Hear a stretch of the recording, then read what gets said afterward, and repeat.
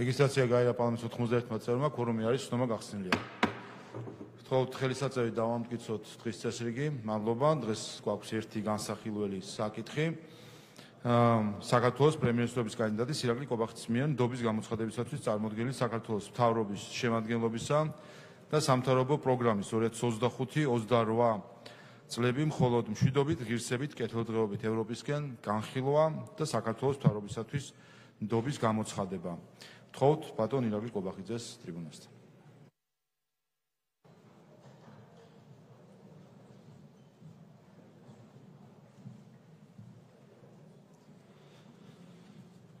მოგესალმებით ბატონო პარლამენტის თავმჯდომარე, მოგესალმებით პარლამენტის წევრებს, მივესალმები მთავრობის წევრებს, მივესალმები ქალაქ თბილისის მერს და თბილისის საკრებულოს თავმჯდომარეს, მივესალმები ავტონომიური რესპუბლიკების ხელმძღვანელებს, კონსტიტუციური ორგანოების ხელმძღვანელებს, მივესალმები სახელმწიფო უსაფრთხოების სამსახურის ხელმძღვანელს, სახელმწიფო დაცვის სპეციალური სამსახურის ხელმძღვანელს, მივესალმები თავდაცვალების მეთაურს, მივესალმები საპატრიარქოს წარმომადგენლებს, უღმრთის მადლობა თქვენ მობრძანებისთვის, მივესალმები მედიის წარმომადგენლებს, მივესალმები საზოგადოებას. კიდევ ერთხელ მინდა ხაზი გაუსვა იმ არჩევნების მნიშვნელობას, რომელიც შედგა საქართველოში 2024 წლის 26 ოქტომბერს. ეს იყო უკიდურესად პრინციპული არჩევნები.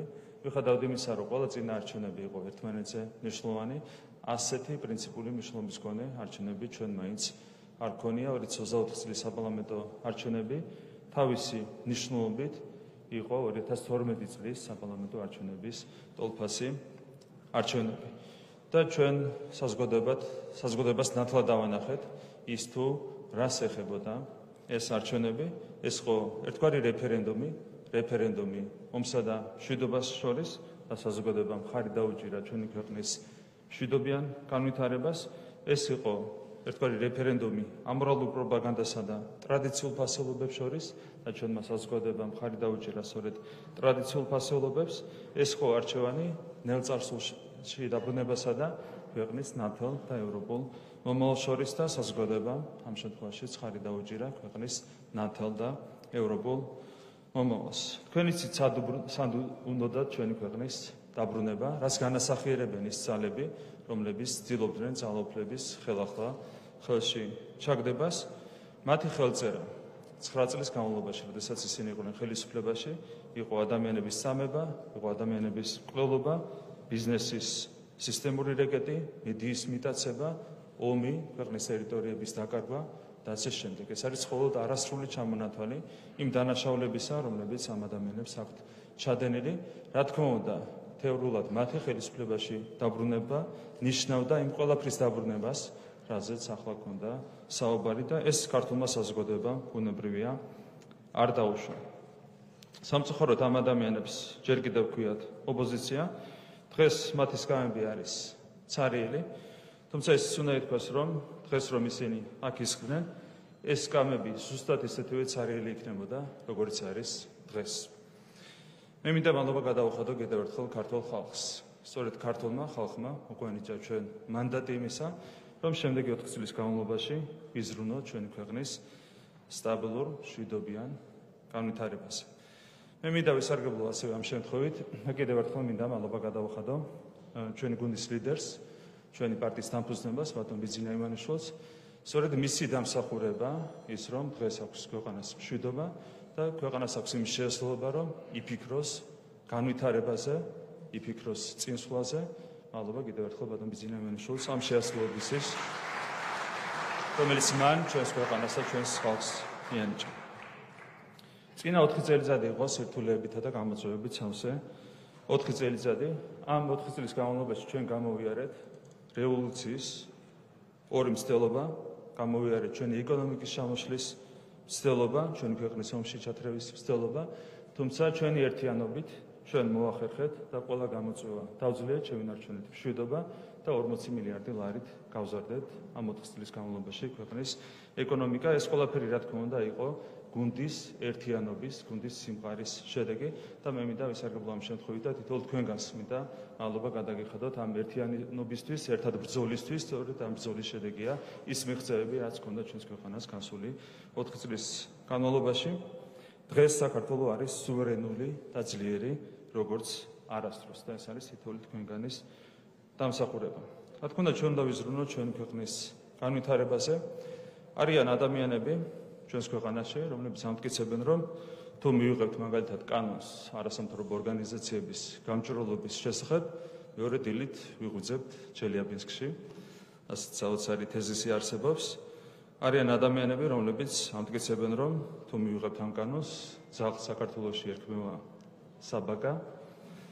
და იგივე მიმართულებით არიან ადამიანები, რომლებსაც გონიათ, რომ თუ გაიხსნება მოლაპარაკებები ევროკავშირთან, ხვალ გავიღვიძებთ ბრიუსელში, არა თბილისში, საქართველოში, არამედ ხვალ გავიღვიძებთ ბრიუსელში და ძაღლს ერქმევა არა ძაღლი, არამედ ერქმევა მაგალითად დოგან, რაიმე ამდაგვარი.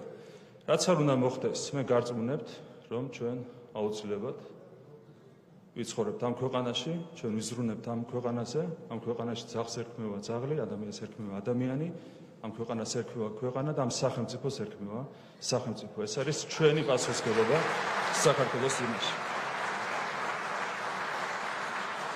აქედან გამომდინარე, ჩვენი მთავარი საზრუნავი არის რა თქმა უნდა, პირველ რიგში ჩვენი ქვეყანა, ჩვენი სამშობლო, ჩვენი საქართველო და იმ პროგრამას, რომელსაც დღეს წარმოგიდგენთ, აქვს სწორედ ეს შინაარსი. ეს არის ზრუნვა ჩვენს ქვეყანაზე, ჩვენ სამშობლოზე, საქართველოზე. ეს სამთავრობო პროგრამა პრინციპში ჩვენ ყველამ ერთად შევიმუშავეთ, ეს არის ჩვენი საერთო მუშაობის შედეგი.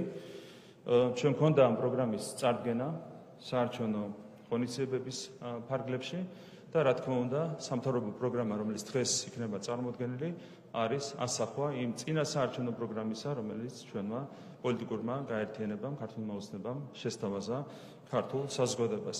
აქედან გამომდინარე, მე მომიწევს არსებითად იმის გამეორება, რაზეც გქონდა საუბარი საარჩევნო ღონისძიებების ფარგლებში, თუმცა რა თქმა უნდა, საზოგადოებისთვის არის მნიშვნელოვანი იმის შეხსენება, თუ რაზე იმუშავებს საქართველოს მთავრობა მომდევნო 4 წლის განმავლობაში და გარდა ამისა, მნიშვნელოვანია, რომ ჩვენ კიდევ ერთხელ დავადასტუროთ ჩვენი პირობა ქართული საზოგადოების მიმართ, რომ პირნათლად ვიზრუნებთ ამ პროგრამის თითოეული პუნქტის შესრულებაზე. 4 წლის თავზე ჩვენ წარსდგებით, რა თქმა უნდა, ქართული საზოგადოების წინაშე, ჩვენი ვალდებულება ჩავაბაროთ ქართულ ხალხს ანგარიში და ჩვენ უნდა ვიყოთ თლიანად პირნათელი ამ ანგარიშის ჩაბარების დროს. აქედან გამომდინარე, დღეიდან, უბრალოდ გუშინდელი დღიდან უკვე დაიწყო ეს პროცესი, ჩვენ მაქსიმალურად ვიზრუნებთ იმისათვის, რომ არა მხოლოდ ეს დაპირებები შესრულდეს, არამედ კიდევ უფრო მეტად განავითაროთ ჩვენი ქვეყანა, ამის მიღმაც კი, რაც რამდენადაც ეს არის შესაძლებელი. პირველ რიგში პროგრამაზე წარდგენას დავიწყებ აქაც ეკონომიკით. ეკონომიკა არის ქვეყნის განვითარების ერთ-ერთი მთავარი მიმართულება და ქვეყნის განვითარების ერთ-ერთი მთავარი ინდიკატორიც. ბუნებრივია, ეკონომიკური თვალსაზრისით ჩვენ გვქონდა ძალიან სერიოზული მიღწევები, განსაკუთრებით ბოლო 4 წლის განმავლობაში. ზოგადად თქვენ გახსოვთ, რა ვითარება დაგვდა ჩვენ 2012 წელს, ეკონომიკა იყო უმძიმეს მდგომარეობაში, ჩვენი მთლიანი შიდა პროდუქტი იყო მხოლოდ 28 მილიარდი ლარი, 28 მილიარდ დოლარზე ნაკლები და 2020 წლისთვის, მიუხედავად იმისა, რომ ამ პერიოდში ჩვენ გამოვიარეთ ორი რეგიონული კრიზისი და გლობალური კრიზისი, ჩვენ მოახერხეთ და 28 მილიარდი ლარიდან 2020 წლისთვის 50 მილიარდ ლარამდე გავზარდეთ ქვეყნის ეკონომიკა. და ბოლო 4 წელიწადი, როგორც თქვი, იყო განსაკუთრებით წარმატებული ამ თვალსაზრისით, მხოლოდ ამ ბოლო 4 წლის განმავლობაში 2021 წლიდან მოყოლებული, ჩვენ მოახერხეთ და ეკონომიკა გავზარდეთ, ჩვენი მთლიანი შიდა პროდუქტი გავზარდეთ 40 მილიარდი ლარით, 50 მილიარდი ლარიდან 90 მილიარდ ლარამდე, რაც არის დამეთანხმებით ძალიან დიდი მიღწევა. და სამომავლოდაც შემდეგი 4 წლისთვის ჩვენ გვაქვს ამბიციური მიზანი, ჩვენ გვინდა 130 მილიარდ დოლარს გადააჭარბოს ქვეყნის ეკონომიკამ, ანუ დამატებით მინიმუმ 40 მილიარდი ლარით უნდა გაიზარდოს ქვეყნის ეკონომიკა, რაც არის აბსოლუტურად რეალისტური ამოცანა და რა თქმა უნდა ამ ბიზნეს შესრულებაზე ჩვენ ვართ პასუხისმგებელი ქართული საზოგადოების წინაშე. ასევე ძალიან მნიშვნელოვანი მონაცემები უკავშირდება მსხვერპლობით უნარის პარიტეტის მიხედვით ეკონომიკის დაანგარიშებას. აქ ქონდა ძალიან მძიმე ვითარება ჩვენ ასევე 2012 წელს, დაახლოებით 10,000 დოლარს შეადგენდა ჩვენი ეკონომიკა მსხვერპლობით უნარის გათვალისწინებით ერთ სულ მოსახლეზე 2012 წლისთვის და ასეულშიც კი არ ვიყავით, ქვეყნების ასეულშიც კი არ ვიყავით ამ მაჩვენებლით. ჩვენ გადავინაცვლეთ უკვე 77 ადგილზე წლევანდელი მონაცემებით, რაც ნიშნავს იმას, რომ არა მხოლოდ ჩვენი ეკონომიკა იზრდება, როგორც ასეთი, არამედ ჩვენ იმაზე ბევრად სწრაფად ვიზრდებით, ვიდრე სხვა ქვეყნები. $25,000 გადააჭარბა, უკვე გადააჭარბებს წელს ჩვენი ეკონომიკა ერთ სულ მოსახლეზე მსხვერპლობით პარიტეტის უნარის მიხედვით. აქაც გვაქვს ამბიციური ამოცანა შემდეგი 4 წლისთვის, გვინდა რომ 2028 წლისთვის $36,000 გადააჭარბოს მინიმუმ ერთ სულ მოსახლეზე ქვეყნის ეკონომიკამ და აქ ძალიან საინტერესოა შედარება სხვა ქვეყნებთან. 2012 წლისთვის ჩვენ მაგალითად საფრანგეთი გვისწრებდა 4-ჯერ. სწორედ მსხვერპლობითი უნარის პარიტეტის მიხედვით მშპ-ი იანგარიშება ის თუ რამდენად დიდია სხვაობა მოსახლეობის სოციალურ მდგომარეობებს შორის სხვადასხვა ქვეყანაში. ამ კუთხით 4-მაგი იყო სხვაობა საქართველოსა და საფრანგეთს შორის, ანუ ფრანგები ცხოვრობდნენ 4-ჯერ უკეთესად, ვიდრე ქართველები 2012 წელს. ეს სხვაობა უკვე არის არსებითაც შემცირებული და სხვაობა არის მხოლოდ 2,5-მაგი, ასე ვთქვათ. 2028 წლისთვის 2-მაგიც კი არ იქნება სხვაობა საქართველოსა და საფრანგეთს შორის. კიდევ ერთხელ ეს ნიშნავს იმას, რომ არა მხოლოდ ჩვენ ეკონომიკას ვრდით, არამედ სხვა ქვეყნებთან მიმართებითაც გვაქვს ძალიან სწრაფი ზრდა და იმაზე სწრაფი ზრდა, ვიდრე აქვს სხვა სახელმწიფოებს. ეს გვაძლევს იმის საშუალებას, რომ ჩვენ თანდათანობით დავიწიოთ წამყვან განვითარებულ, ყველაზე განვითარებულ ეკონომიკებსაც კი. და ეს არის მონებრივია ჩვენი ამოცანა, მთავარია შევინარჩუნოთ ეს ტემპი, რომელიც გვაქვს აღებული. ძალიან დამაიმედებელია საერთაშორისო სავალუტო ფონდის პროგნოზიც. ამ კუთხით არის 5-წლიანი პროგნოზი წარმოდგენილი 2029 წლის ჩათვლით, რომლის თანახმადაც საქართველოს მსოფლიოში იქნება მოწინავე ეკონომიკური ზრდის თვალსაზრისით.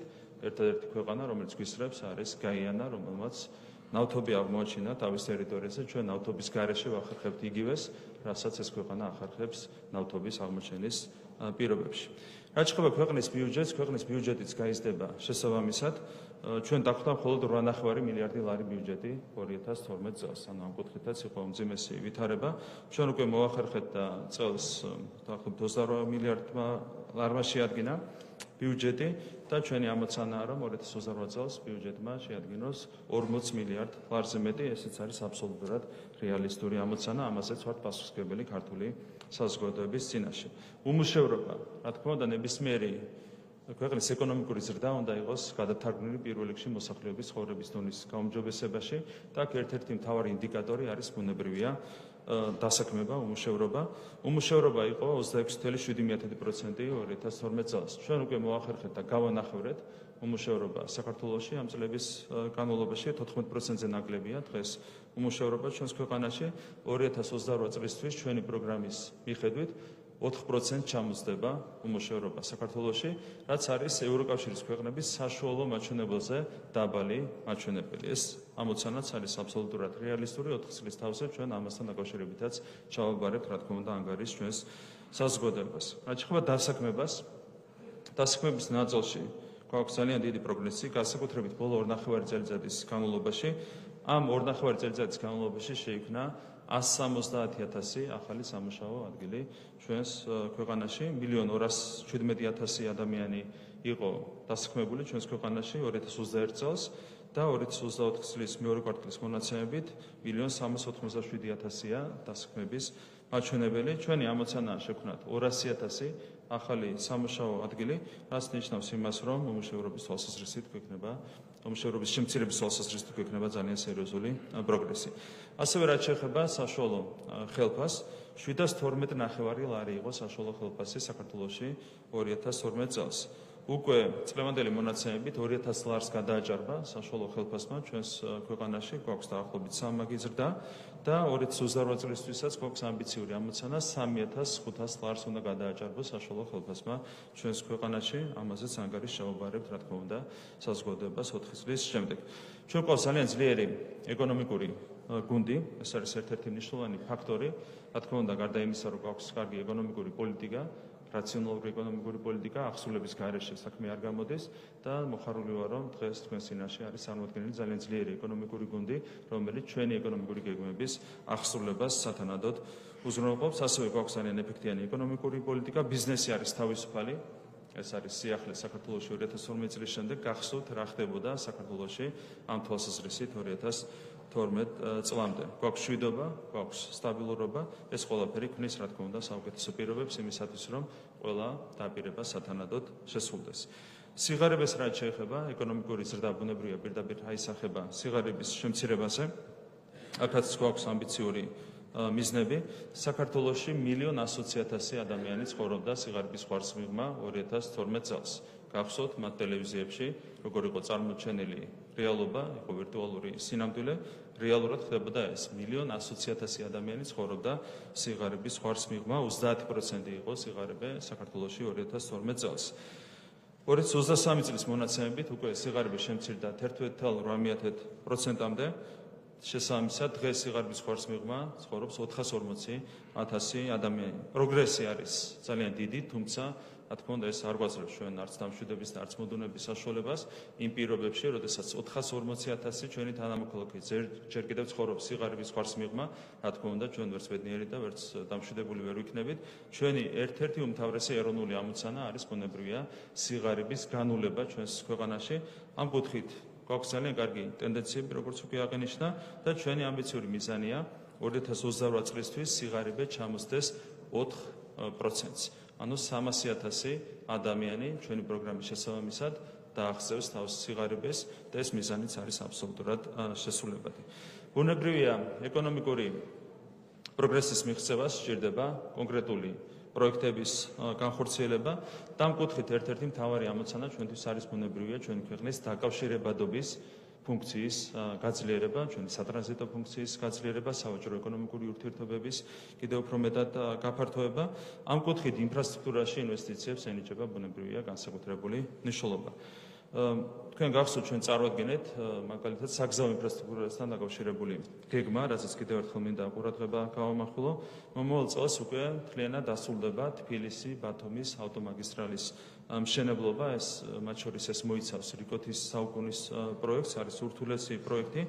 ძალიან დიდი სამუშაო გასწია საქართველოს მთავრობამ, კონკრეტულად რეგიონულ განვითარებისა და ინფრასტრუქტურის სამინისტრომ გასული წლების განმავლობაში ამ მიმართულებით და სხვაობა აქაც არის სახეზე. მაგალითად, წინა ხელისუფლების მონაცემები რო ავიღოთ, მხოლოდ 68 კილომეტრი ავტობანი ავტომაგისტრალი ააშენეს და ის იყო ყველაზე მარტივი მონაკვეთი. ჩვენი ხელისუფლების პირობებში მარტო ბოლო წლების განმავლობაში 40 კილომეტრზე მეტი მხოლოდ გვირაბი აშენდა საქართველოში. წარმოიდგინეთ რა მხოლოდ სხვაობა. რა თქმა უნდა ეს არის ეფექტიანობის შედეგი და ეს არის იმის შედეგი, რომ ადრე ყვაოდა კორუფცია და კორუფცია არის აღმოფრვილი ინფრასტრუქტურული სამუშაოების განხორციელების პროცესში. ეს გვაძლევს რა თქმა უნდა იმ უზარმაზარ სხვაობას, რომელიც არის სახეზე 2012 წლის შემდეგ. ასევე ჩვენი ამოცანა არის ბუნებრივია საზღვრებამდე ავტომაგისტრალის მიყვანა და შემდეგი 4 წლის განმავლობაში უზრუნველყოფილი იქნება როგორც სომხეთის, ასევე აზერბაიჯანის საზღვრამდე ავტომაგისტრალის სრულად აშენება, საუბარია მთლიანად 4-ზოლიან ავტომაგისტრალზე. ასევე ჩვენ გეგმებში შედის თურქეთის საზღვრამდე ბათუმის არქის მონაკვეთის მშენებლობა, 2-ზოლიანი ავტომაგისტრალის მშენებლობა. ასევე თქვენ მოგეხსენებათ, რომ კახეთის მიმართულებით გვაქვს ძალიან სერიოზული პროგრესი.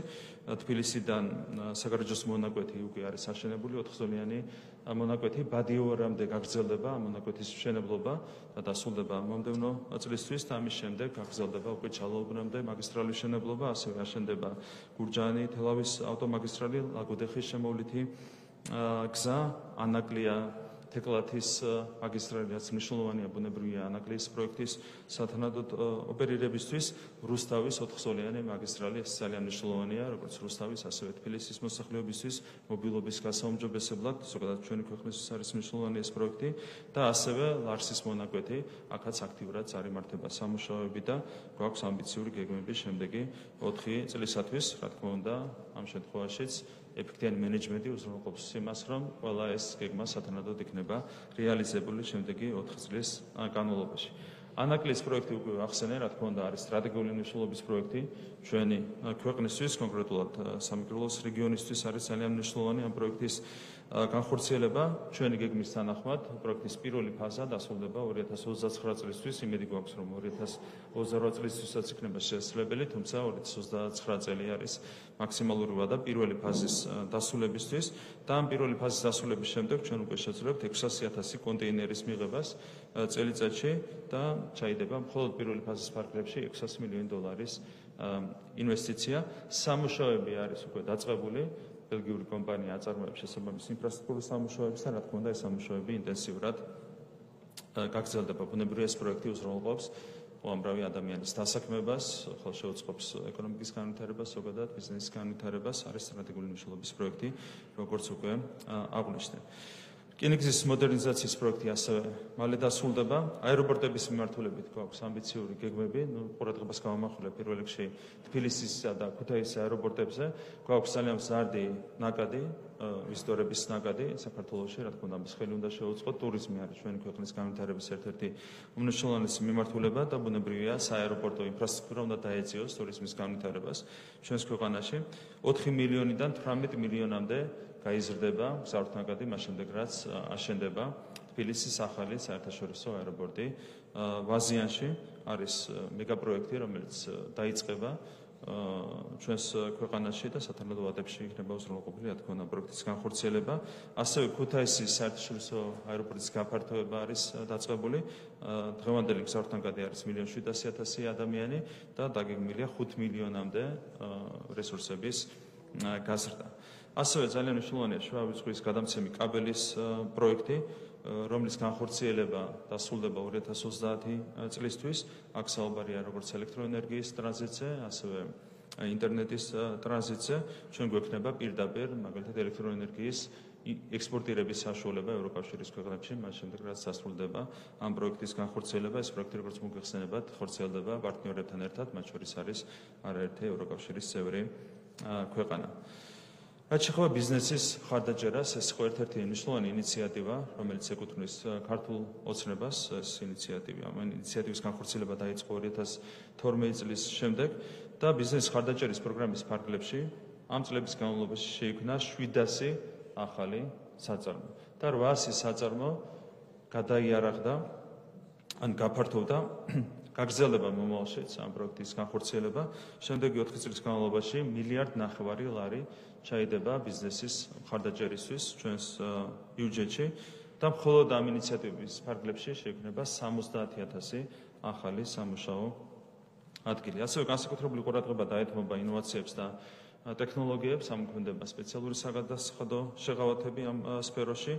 160 სტარტაპის მომზადება და დაფინანსება არის ყოველწლიურად დაგეგმილი, გათვალისწინებული ჩვენი პროგრამით 12,000 მსმენელის გადამზადება. ხელოვნური ინტელექტი, ფაგები, აგროტექნოლოგიები, ამ მიმართულებით გვექნება ძალიან სერიოზული ინვესტიციები განხორციელებული.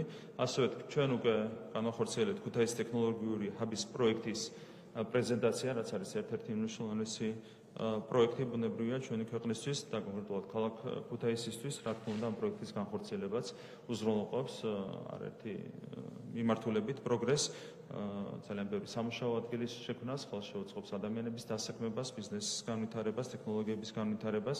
რა თქმა უნდა, ამ პროექტის განხორციელებას მიექცევა განსაკუთრებული ყურადღება. სოფლის მეურნეობა არის ერთ-ერთი უმნიშვნელოვანესი დარგი ჩვენი ქვეყნისთვის. სოფლის მეურნეობის განვითარება ნიშნავს არა მარტო ეკონომიკის გაძლიერებას, არამედ ნიშნავს პირველ რიგში ქართული სოფლის გაძლიერებას. ამ მიმართულებით გასული წლების განმავლობაში ჰქონდა ძალიან სერიოზული პროგრესი. მთლიანობაში $6.5 მილიარდი შეღავათიანის ცესხი გაიცა აგრარულ მეურნეობებზე ჩვენს ქვეყანაში და ეს ყველაფერი მოხდა სწორედ სახელმწიფოს თანამონაწილეობის წყალობით. 47,000-ზე მეტი უშუალო ბენეფიციარი ყავდა ამ პროექტებს სოფლის მეურნეობის სფეროში.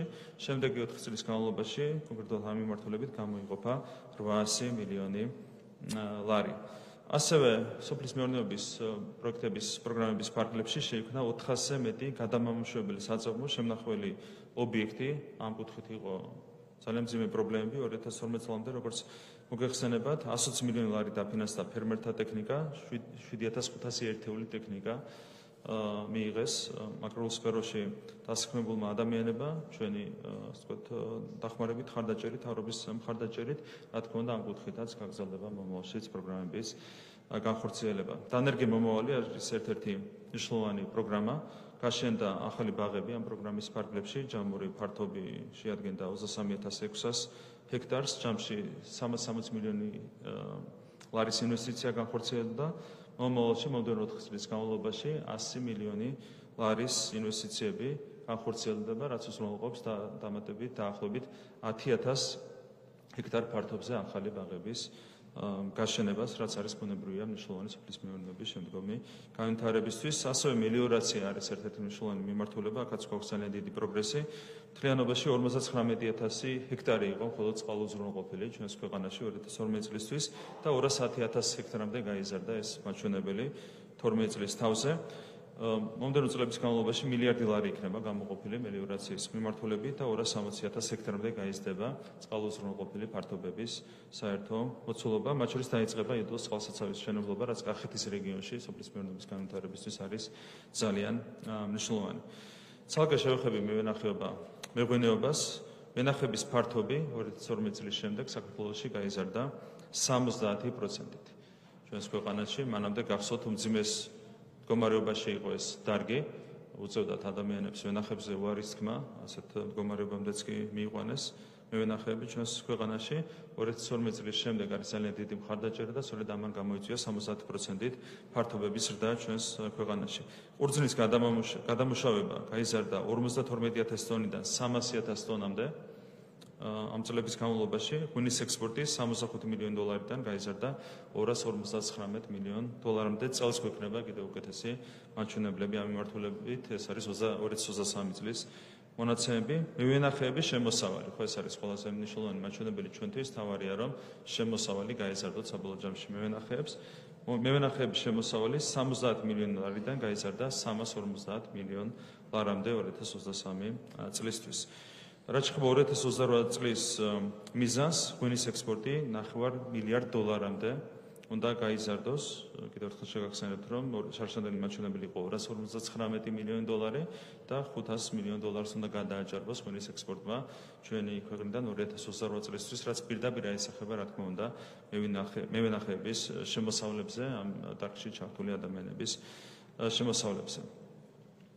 მთლიანობაში რომ შევაჯამოთ სოფლის მეურნეობა, აგრობიზნესის გამოშვება საქართველოში 2012 წელს შეადგენდა 7,6 მილიარდ ლარს, 2023 წელს უკვე შეადგინა 16,6 მილიარდი ლარი, ანუ გაორმაგდა ეს მაჩვენებელი და ჩვენი ამოცანაა 2028 წლისთვის ეს მაჩვენებელი გაიზარდოს 24 მილიარდ ლარამდე. აბსოლუტურად რეალურია ამ მიზნის განხორციელება. რაც შეეხება აგროსასურსათო პროდუქციის ექსპორტს, 2012 წელს შეადგენდა დაახლოებით 9 მილიარდ დოლარს და 2023 წლისთვის უკვე შეადგინა დაახლოებით 1,5 მილიარდი დოლარი, სამჯერ გაიზარდა დაახლოებით მაჩვენებელი. ამ კუთხით 2028 წლისთვის პროდუქციის ექსპორტი შეადგენს 2,3 მილიარდ დოლარს, ესეც არის აბსოლუტურად მიღწევადი მიზანი. და მთლიანობაში შემდეგი 4 წლის განმავლობაში საქართველოს სოფლის მეურნეობა დაფინანსდება 3 მილიარდი ლარით, დამეთანხმებით რომ არის უპრეცედენტო ინვესტიცია, რომელიც განხორციელდება სოფლის მეურნეობის სფეროში.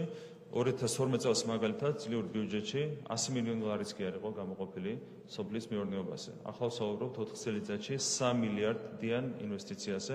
ხედავთ, რამდენად დიდია სხვაობა, რამდენად დიდია პროგრესი და რამდენად დიდი ყურადღება ეთმობა დღეს სოფლის მეურნეობის განვითარებას და ქართული სოფლის გაძლიერებას ჩვენს ქვეყანაში. რაც შეეხება ტურიზმს, აქაც გვაქვს ძალიან დიდი პროგრესი.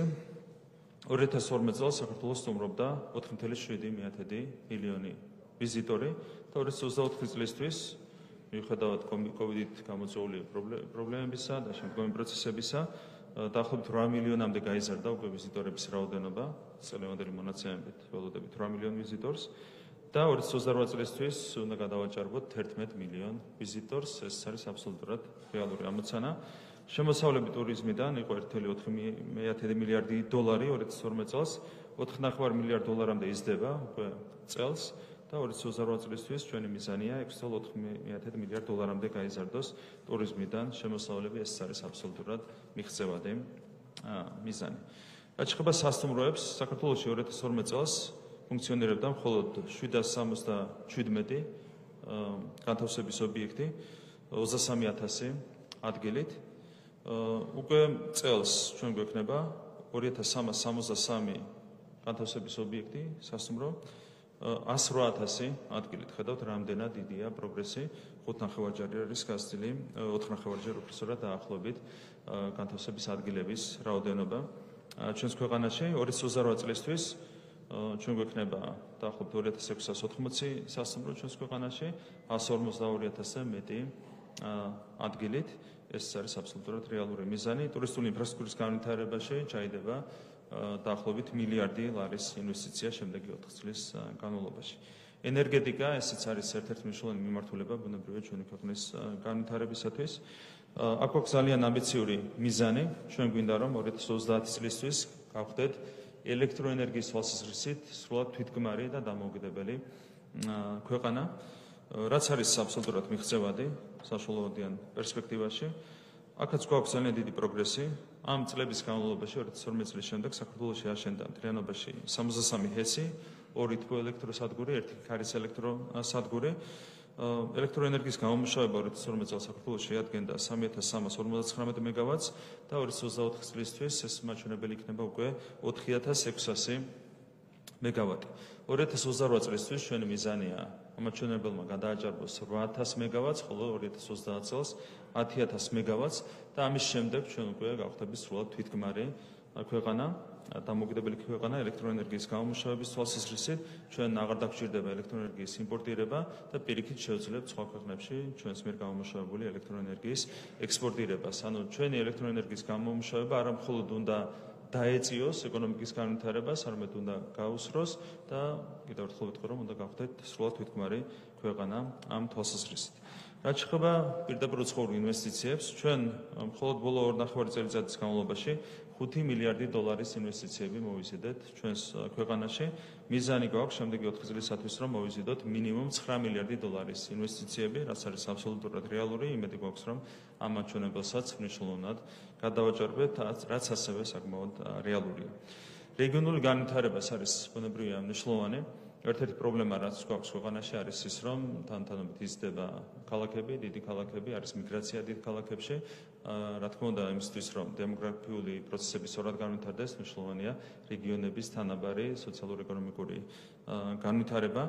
დაახლოებით 2,5 მილიარდი ლარის ინვესტიციები ჩაიდება კონკრეტულად იმ ფონდებში, რომლებიც არის დაკავშირებული რეგიონულ განვითარებასთან. ეს არის ეგრეთ წოდებული რეგფონდი, რეგიონული განვითარების ფონდი, ეს არის სოფლის მხარდაჭერის პროგრამა, ეს არის მთის მხარდაჭერის ფონდი, ეს არის სპეციალური პროგრამა, რომელიც დაკავშირებულია გამყოფი საზღვრისპირა დასახლეებში ინფრასტრუქტურის განვითარებასთან. ეს არის მუნიციპალური ტრანსპორტის პროგრამა. კიდევ ერთხელ გამიმერებ, რომ ამ პროგრამებზე, ფონდებზე დაიხარჯება 4 წლის განმავლობაში დაახლოებით 2,5 მილიარდი ლარი. ადგილობრივი ბიუჯეტები გაიზარდა უკვე მნიშვნელოვნად და გაგრძელდება ადგილობრივი ბიუჯეტების ზრდა. მთლიანობაში 2 მილიარდ ლარზე ნაკლები იყო 2012 წელს ადგილობრივი ბიუჯეტების ჯამი. აქ შედის როგორც თბილისი, ასევე რეგიონული მუნიციპალიტეტები.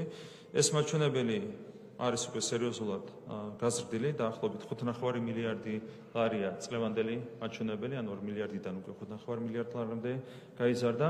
2028 წლისთვის ჩვენი პროგრამის თანახმად 7 მილიარდ ლარს გადააჭარბებს ადგილობრივი ბიუჯეტების საერთო ჯამი და იმედი გვაქვს, რომ კიდევ უფრო მეტიც გვექნება ზრდა ამ მიმართულებით.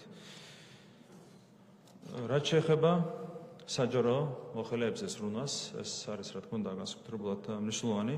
ერთია, რომ გაიზრდება კერძო სექტორში შრომის ანაზღაურება, როგორც უკვე აღნიშნე 2000 ლარია დღეს დაახლოებით შრომის ანაზღაურება მთლიანობაში საშუალო მაჩვენებელი და გაიზრდება 3500 ლარამდე 2028 წლისთვის.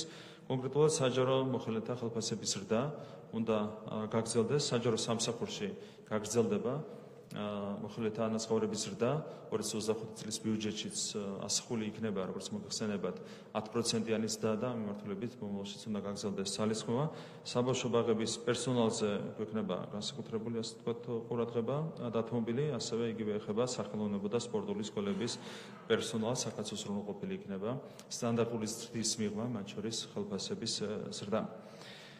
რაც შეეხება დამატებით რეგიონულ განვითარებას, სოფლების გაზიფიცირება, თქვენ იცით რა მხოლოდ პროგრესი ჰქონდა ჩვენ ამ მიმართულებით გასული წლების განმავლობაში. გაზიფიკაციის ტემპი გაიზარდა 2012 წლის შემდეგ 3-ჯერ. ჩვენს ქვეყანაში. შედეგად მივიღეთ ის, რომ 90%-ზე მეტი აბონენტების არის უკვე გაზიფიცირებული, პოტენციური აბონენტების. სოფლების გაზიფიცირება გაგრძელდება და 2028 წლისთვის უკვე მომავალ წელს 93%-ს მიაღწევს გაზიფიკაციის მაჩვენებელი და 2028 წლისთვის გაზიფიკაციის მაჩვენებელი იქნება 95%. პრაქტიკულად ჩვენ მივწვდებით უკვე ყველა იმ სოფელს, სადაც რეალურია გაზიფიკაციის სამუშაოების წარმართვა. ინტერნეტიზაციის მიმართულებით გვაქვს სერიოზული გეგმები, 5000 კილომეტრი ახალი ქსელი უნდა შეიქმნას ჩვენს ქვეყანაში. წყალმომარაგებაზე წვდომა გადააჭარბებს 80%-ს, დასრულდება უკვე მომავალ წელს ქალაქების წყალმომარაგების პროგრამა და ამის შემდეგ ეს პროგრამა გაგრძელდება უკვე ურბანულ დასახლებებში. დამატებით 300,000 მოქალაქე მიიღებს 24 საათიან წყალმომარაგებაზე წვდომას შემდეგი 4 წლის განმავლობაში. გარემოს დაცვაზე ზრუნვა, რა თქმა უნდა, არის ერთ-ერთი მთავარი პრიორიტეტი. თქვენ ხედავთ, რომ გლობალური კლიმატის ცვლილებები იწვევს სერიოზულ პრობლემებს, მათ შორის ჩვენს ქვეყანაში ქონდა მძიმე სტიქიები, მათ შორის წლევანდელ წელს და ამ კუთხით, რა თქმა უნდა, სერიოზული ზრუნვა არის საჭირო, მათ შორის პრევენციის თვალსაზრისით. 2028 წლისთვის საქართველოს იქნება თანამედროვე ადრეული გაფრთხილების სისტემები. დაცულ ტერიტორიებს დაემატება 100,000 ჰექტარი ფართობი დაახლოებით, აღდგება გაშენდება 15,000 ჰექტარი ტყე. ეს არის მხოლოდ არასრული ჩამონათვალი, რა თქმა უნდა, დროის სიმცირიდან გამომდინარე, მე ყველა საკითხზე ვერ გავამოხილებ ყურადღებას. კიდევ ერთხელ ვიტყვი, რომ ეს არის არასრული ჩამონათვალი იმ მიზნებისა, რომლებიც გვაქვს ჩვენ კონკრეტულად ამ შემთხვევაში გარემოს დაცვის სფეროში. ქალაქებში ჰაერის დაბინძურება ასევე არის ერთ-ერთი მნიშვნელოვანი პრობლემა. თბილისში გასული წლების განმავლობაში უკვე 25% შემცირდა ჰაერის დაბინძურების მაჩვენებელი, ქალაქ რუსთავში ეს მაჩვენებელი შემცირდა 35%-ით, რა თქმა უნდა, მომავალშიც გაგრძელდება ზრუნვა ამ მიმართულებით. საჯარო სერვისებზე ხელმისაწვდომობა არის ასევე ერთ-ერთი მნიშვნელოვანი პრიორიტეტი ჩვენი მოქალაქეებისთვის, ხელმისაწვდომობის უზრუნველყოფა. 2012 წლისთვის, კონკრეტულად რომ შევეხოთ იუსტიციის სახლებს, ქვეყანაში ფუნქციონირებდა მხოლოდ 12 იუსტიციის სახლი და ამით იწონებდა თავს მაშინდელი ხელისუფლება. ჩვენი პროგრამის თანახმად დღეს უკვე 100-ზე მეტი იუსტიციის სახლი ფუნქციონირებს და ჩვენი პროგრამის თანახმად ამ წლების განმავლობაში ძალიან მალე უკვე მომდევნო წლის ბოლომდე ყველა მუნიციპალური ცენტრი იქნება დაფარული და მუნიციპალური ცენტრების მიღმაც ათეულობით იუსტიციის სახლი იფუნქციონირებს. ასევე ძალიან მნიშვნელოვანი იყო მიწის რეგისტრაციის, სისტემური რეგისტრაციის პროგრამა, როგორც მოგეხსენებათ, მთელი ქვეყნის მასშტაბით 1,5 მიწის ნაკვეთი აიზომა და 1,000,000 ადამიანს ჩვენს მოქალაქეს უკვე დაურეგისტრირდა ამ სისტემური რეგისტრაციის ფარგლებში მიწის ნაკვეთები. ეს პროგრამა გაგრძელდება მომდევნო წელსაც, ამისათვის უკვე ასახულია ბიუჯეტში, მომავალ წლის ბიუჯეტის პროექტში შესაბამისი თანხა და დამატებით დარჩენილ 900,000 მოქალაქესაც დაურეგისტრირდება უკვე აზომილი მიწის ნაკვეთები, ამით დასრულდება სისტემური რეგისტრაციის პროგრამა. განათლება ბუნებრივია იქნება ჩვენი ზრუნვის ერთ-ერთი მთავარი საგანი. ზოგადად გასული წლების განმავლობაში 4-ჯერ გაიზარდა განათლების დაფინანსება ჩვენს ქვეყანაში. ჩვენი ხელისუფლების გადაწყვეტილება იყო უფასო საბავშვო ბაღების უზრუნველყოფა ჩვენი მოქალაქეებისთვის, ბავშვებისთვის და უფასო სახელმძღვანელოების პროგრამა. ძალიან დიდი ინვესტიციები ჩაიდო ამ მიმართულებით. ასევე ჩვენი ხელისუფლების პირობებში ამოქმედდა საპატრიარქოს საგანმანათლებლო პროგრამების მხარდაჭერის პროგრამა, რა თქმა უნდა, ყველა ამ მიმართულებით მომავალშიც გაგრძელდება სერიოზული ზრუნვა. საბავშვო ბაღების მიმართულებით განხორციელდა 836 საბავშვო ბაღის რეაბილიტაცია, დამეთანხმებით, რომ არის ძალიან შთამბეჭდავი მაჩვენებელი საუბარი მშენებლობაზე, რეაბილიტაციაზე და ჩვენ უკვე დავიწყეთ 885 საბავშვო ბაღის მშენებლობა, რეაბილიტაციის პროგრამა, რომელიც აუცილებლად წარმატებით განხორციელდება. სკოლების მიმართულებით აშენდა 174 ახალი სკოლა, რეაბილიტაცია განხორციელდა 1000-ზე მეტი სკოლის შემთხვევაში. ამჟამად მიმდინარეობს 96 სკოლის მშენებლობა, 200-ზე მეტი სკოლის რეაბილიტაცია და ამ წლების განმავლობაში უზრუნველყოფილი იქნება მთლიანობაში 500-ზე მეტი სკოლის მშენებლობა და რეაბილიტაცია. როდესაც ვსაუბრობთ სკოლებზე, აუცილებლად უნდა შევეხო აქტუალურ თემას, რომელიც უკავშირდება სასწავლო პროგრამებს, სახელმძღვანელოებს. გამოვლინდა ერთ-ერთი მნიშვნელოვანი პრობლემა, რაც უკავშირდება სახელმძღვანელოებიდან და სასწავლო პროგრამიდან ძალიან მნიშვნელოვანი საკითხების ამოღებას კონკრეტულად ქართულ ლიტერატურას ეხებოდა ეს ყველაფერი და საქართველოს ისტორიას, რაც მიანიშნებს ზოგადად იმ მანკიერებაზე, რომელიც ამ სისტემაში იყო დანერგილი. ეს ყველაფერი არის ეგრეთ წოდებული ლიბერალური ტენდენციების გამოვლინება, რომელიც საქართველოში ღრმად იდგავდა ფესვებს 2004 წლიდან მოყოლებული. განსაკუთრებით ეს ტენდენცია საგრძნობი იყო განათლების სფეროში. და ყველაფრის შედეგი იყო ის, რომ სასწავლო პროგრამის შედგენისას, ეროვნული სასწავლო პროგრამის შედგენისას მაქსიმალურად ცდილობდნენ კონკრეტული ძალები დაეკრინებინათ ბავშვების აღქმაში პატრიოტიზმის მნიშვნელობა, ეროვნული იდენტობის აღქმის მნიშვნელობა. რა თქმა უნდა, ეს მანკიერება არის მთლიანად აღმოსაფხრელი ზოგადი განათლების სისტემაში. ამაზე ზრუნვა არის უკვე დაწყებული.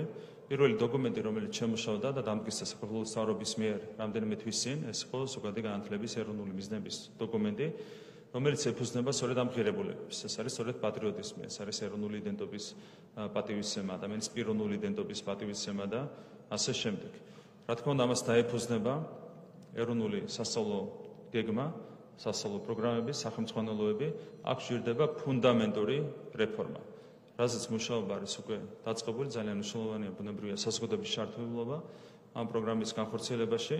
იქნება წინააღმდეგობა, ესეც შემიძლია წინასწარ გითხრათ, იმიტომ რომ ძალიან სერიოზული ძალები იყვნენ ჩართული იმ არასწორი ტენდენციების ჩამოყალიბებაში, რომლებიც აშკარა იყო ჩვენს ქვეყანაში მთელი ამ წლების მანძილზე. იქნება წინააღმდეგობა, თუმცა ჩვენ ყველაფერს გავაკეთებთ იმისათვის, რომ ჩვენი სასწავლო პროგრამა სკოლებში დაეფუძნოს სწორედ ამ ღირებულებებს, რაც თქვა პატრიოტიზმი, რაც თქვა იდენტობის პატივისცემა, ეროვნული იდენტობის პატივისცემა და ამისათვის, რა თქმა უნდა, ყველაფერი გაკეთდება.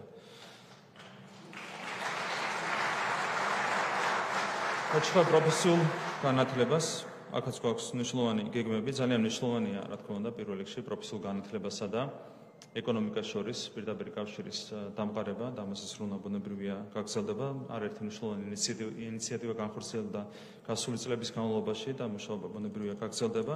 რაც შეეხება კონკრეტულად პროფესიული განათლების ინფრასტრუქტურას, 200 მილიონი ლარი იქნება გათვალისწინებული პროფესიული განათლების ინფრასტრუქტურის განვითარებისთვის შემდეგი 4 წლის განმავლობაში. მეცნიერების მიმართულებით ზრუნვა გაძლიერდა 2012 წლის შემდეგ. 15 მილიონი ლარი იყო დაახლოებით გამოყოფილი 2012 წლამდე, 2012 წელს უпроსორად ბიუჯეტში მეცნიერების დაფინანსებაზე.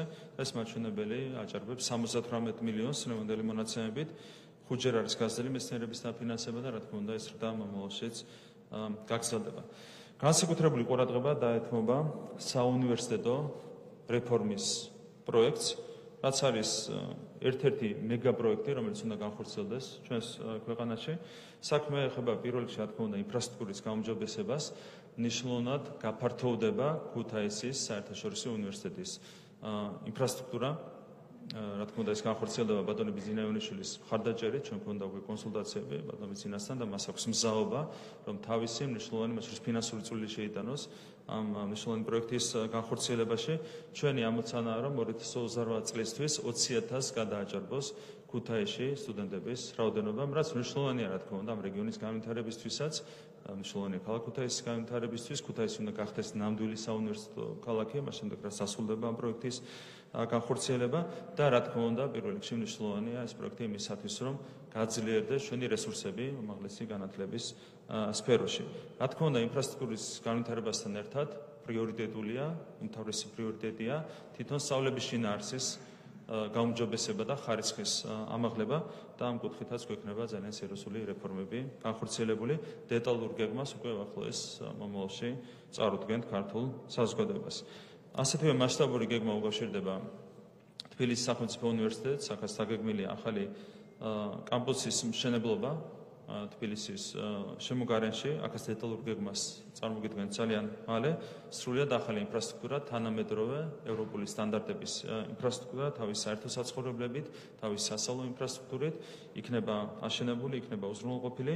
რეალურად ქართველი სტუდენტები საქართველოში, თბილისსა და ქუთაისში მიიღებენ ზუსტად იგივე ხარისხის განათლებას, რა ხარისხის განათლების მიღებას შეუძლიათ მათ ევროპულ უნივერსიტეტებში და ეს უნდა იყოს უზრუნველყოფილი უკვე 2028 წლისთვის. ზუსტად ისეთივე კომფორტული გარემო და უმაღლესი ხარისხის განათლება, რაც უნდა მიიღონ სტუდენტებმა თბილისსა და ქუთაისში უმაღლეს საგანათლებლო დაწესებულებებში. ეს არის ამბიციური გეგმა, რომელიც აუცილებლად განხორციელდება და კიდევ ერთხელ ვიტყვი, რომ დეტალური გეგმა უახლოეს მომავალში იქნება წარდგენილი საზოგადოების წინაშე. აქაც ველოდებით, რა თქმა უნდა, გარკვეულ წინააღმდეგობას, რა პრობლემებიც გვაქვს ჩვენ ზოგადი განათლების სფეროში, ანალოგიური პრობლემები აშკარად იკვეთება უმაღლესი განათლების სფეროში. და აქაც იგივე პოლიტიკური მიზნები დევს ამის უკან. ჩვენ გვჭირდება თვისებრივად განახლება იმ სისტემის, რომელიც უნდა ფუნქციონირებდეს ჩვენს ქვეყანაში და ამისათვის წარმოადგენთ დეტალურ გეგმას საზოგადოების წინაშე.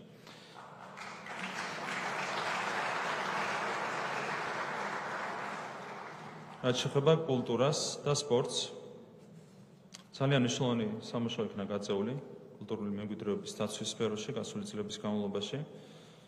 დაახლოებით 130 მილიონი ლარის ინვესტიცია არის გათვალისწინებული მომდევნო 4 წლისთვის. ამ მიმართულებით სამომავლოდ მომდევნო 4 წლის განმავლობაში ხელოვანთა მხარდაჭერა არის ძალიან მნიშვნელოვანი. მე საუბრობ მხოლოდ პრიორიტეტულ საკითხებზე და საშუალოდ 30 მილიონი ლარი გვექნება გათვალისწინებული სპეციალურად ხელოვანთა მხარდაჭერისთვის შემდეგი 4 წლის განმავლობაში. საუბარია საშუალოდ 30 მილიონზე. სპორტის დაფინანსება ჩვენი ხელისუფლების პირობებში გაიზარდა 4-ჯერ და თქვენ ხედავთ, რომ შედეგები არის სახეზე. ბოლო პერიოდის განმავლობაშიც ჰქონდა ძალიან მნიშვნელოვანი წარმატებები და ჩვენ ხელი უნდა შევუწყოთ, რა თქმა უნდა, მომავალშიც სპორტის წარმატებას, მაღალი მიღწევების სპორტის განვითარებას, წარმატებას და ასევე ძალიან მნიშვნელოვანია ბუნებრივია მასობრივი სპორტის განვითარება ჩვენს ქვეყანაში. ჩართულობა მასობრივ სპორტში არის დაახლოებით გაათმაგებული უკვე ამ ბოლო წლების განმავლობაში და მაქსიმალურად ხელი უნდა შევუწყოთ იმას, რომ ყველა თაობის ადამიანები, ჩვენი მოქალაქეები მაქსიმალურად იყვნენ ჩართული მასობრივ სპორტში. რა თქმა უნდა, მხარდაჭერა გაგრძელდება. ერთ-ერთი მთავარი პრიორიტეტი არის სპორტული ინფრასტრუქტურის გაუმჯობესება. მათ შორის ეს გულისხმობს მულტიფუნქციური სპორტული ცენტრების მშენებლობას მთელი ქვეყნის მასშტაბით. საბოლოო მიზანი არის ის, რომ თითოეული მუნიციპალური ცენტრი იყოს უზრუნველყოფილი მულტიფუნქციური სპორტული კომპლექსებით, რაც მოიცავს მათ შორის საცურაოს, მოიცავს სხვადასხვა ტიპის ინფრასტრუქტურას, მოიცავს გარემოედნებს, შიდა დარბაზებს და ასე შემდეგ. ასეთი ინფრასტრუქტურა უნდა იყოს უზრუნველყოფილი ყველა მუნიციპალურ ცენტრში. ამისათვის ჩვენ ვიწყებთ 2 მილიარდიან მუნიციპალურ ინფრასტრუქტურის განვითარების პროგრამას, რომელიც აუცილებლად წარმატებით განხორციელდება. ასევე სპორტის სფეროში გვაქვს ერთი მნიშვნელოვანი მეგაპროექტი, როგორც მოგეხსენება დაანონსებული, ეს არის ახალი სტადიონის მშენებლობა, რომელიც დაახლოებით 70,000 მაყურებელზე იქნება გათვლილი და ეს სტადიონი მოგცემს ჩვენ ჩემპიონთა ლიგის ფინალის მასპინძლობის და სხვა მაღალი რანგის ტურნირების მასპინძლობის საშუალებას. ასევე უნდა აღინიშნოს, რომ ეს სტადიონი იქნება გათვლილი როგორც ფეხბურთზე, ასევე რაგბიზე. და ასევე უნდა აღინიშნოს, რომ გვექნება არაჩვეულებრივი საკონცერტო ინფრასტრუქტურა, რაც ხელშეუწყობს ტურიზმის განვითარებას, მათ შორის ჩვენს ქვეყანაში, ანუ იქნება მულტიფუნქციური სტადიონი აშენებული, ეს იქნება ეგრეთ წოდებული ლენდმარკ პროექტი, რომელიც ზოგადად ქვეყნის იმიჯის დამატებით გაუმჯობესებასაც შეუწყობს, რა თქმა უნდა, ხელს. გადავალთ ჯანდაცვაზე, თქვენ იცით, რომ გვაქვს ძალიან დიდი პროგრესი ჩვენი ხელისუფლების პირობებში, ჯანდაცვის სფეროში. ჩვენი ხელისუფლების პირობებში ამოქმედა საყოველთაო ჯანდაცვის პროგრამა, რითაც უკვე ისარგებლა 3,300,000 ჩვენმა მოქალაქემ, დაფინანსდა 13 მილიონზე მეტი სამედიცინო შემთხვევა, ჯამურმა დაფინანსება ბიუჯეტიდან შეადგინა უკაცრავად 8,5 მილიარდი ლარი, რა თქმა უნდა, გაგრძელდება ამ პროგრამის შემდგომში წარმატებით განხორციელება. ჩვენ გვაქვს მუდმივი კონსულტაციები ამ სისტემის კიდევ უფრო მეტად დახვეწის კუთხით, DRG-ის თვალსაზრისით იყო გარკვეული პრობლემები და უკვე გადაიდგა სერიოზული ნაბიჯი სისტემის დახვეწის მიმართულებით და სრულად მომავალშიც, რა თქმა უნდა, გაგრძელდება. ეს ყველაფერი გაკეთდება, რა თქმა უნდა, პირველ რიგში სამედიცინო საზოგადოების წარმომადგენლებთან მჭიდრო კონსულტაციების საფუძველზე. გაგრძელდება ჯანდაცვის მიზნობრივი პროგრამების განხორციელება, გაფართოება, გვაქვს ახალი რესპუბლიკური სამავთყოფოს პროექტი, რომელიც უკვე წარდგენილი იქნა საზოგადოების წინაშე. რა თქმა უნდა, ძალიან მნიშვნელოვანი ამ პროექტის განხორციელება იმისათვის, რომ ჯანდაცვის ხარისხი გაუმჯობესდეს ზოგადად ჩვენს ქვეყანაში. ჩვენ გვინდა, რომ ქვეყანაში შევქმნათ თანამედროვე სტანდარტების ახალი კლინიკა, რომელიც სრულად უპასუხებს იმ მოთხოვნებს, რომლებიც თანამედროვე სამყაროში ჯანდაცვის შესაბამისი დაწესებულების მიმართ არის წაყენებული.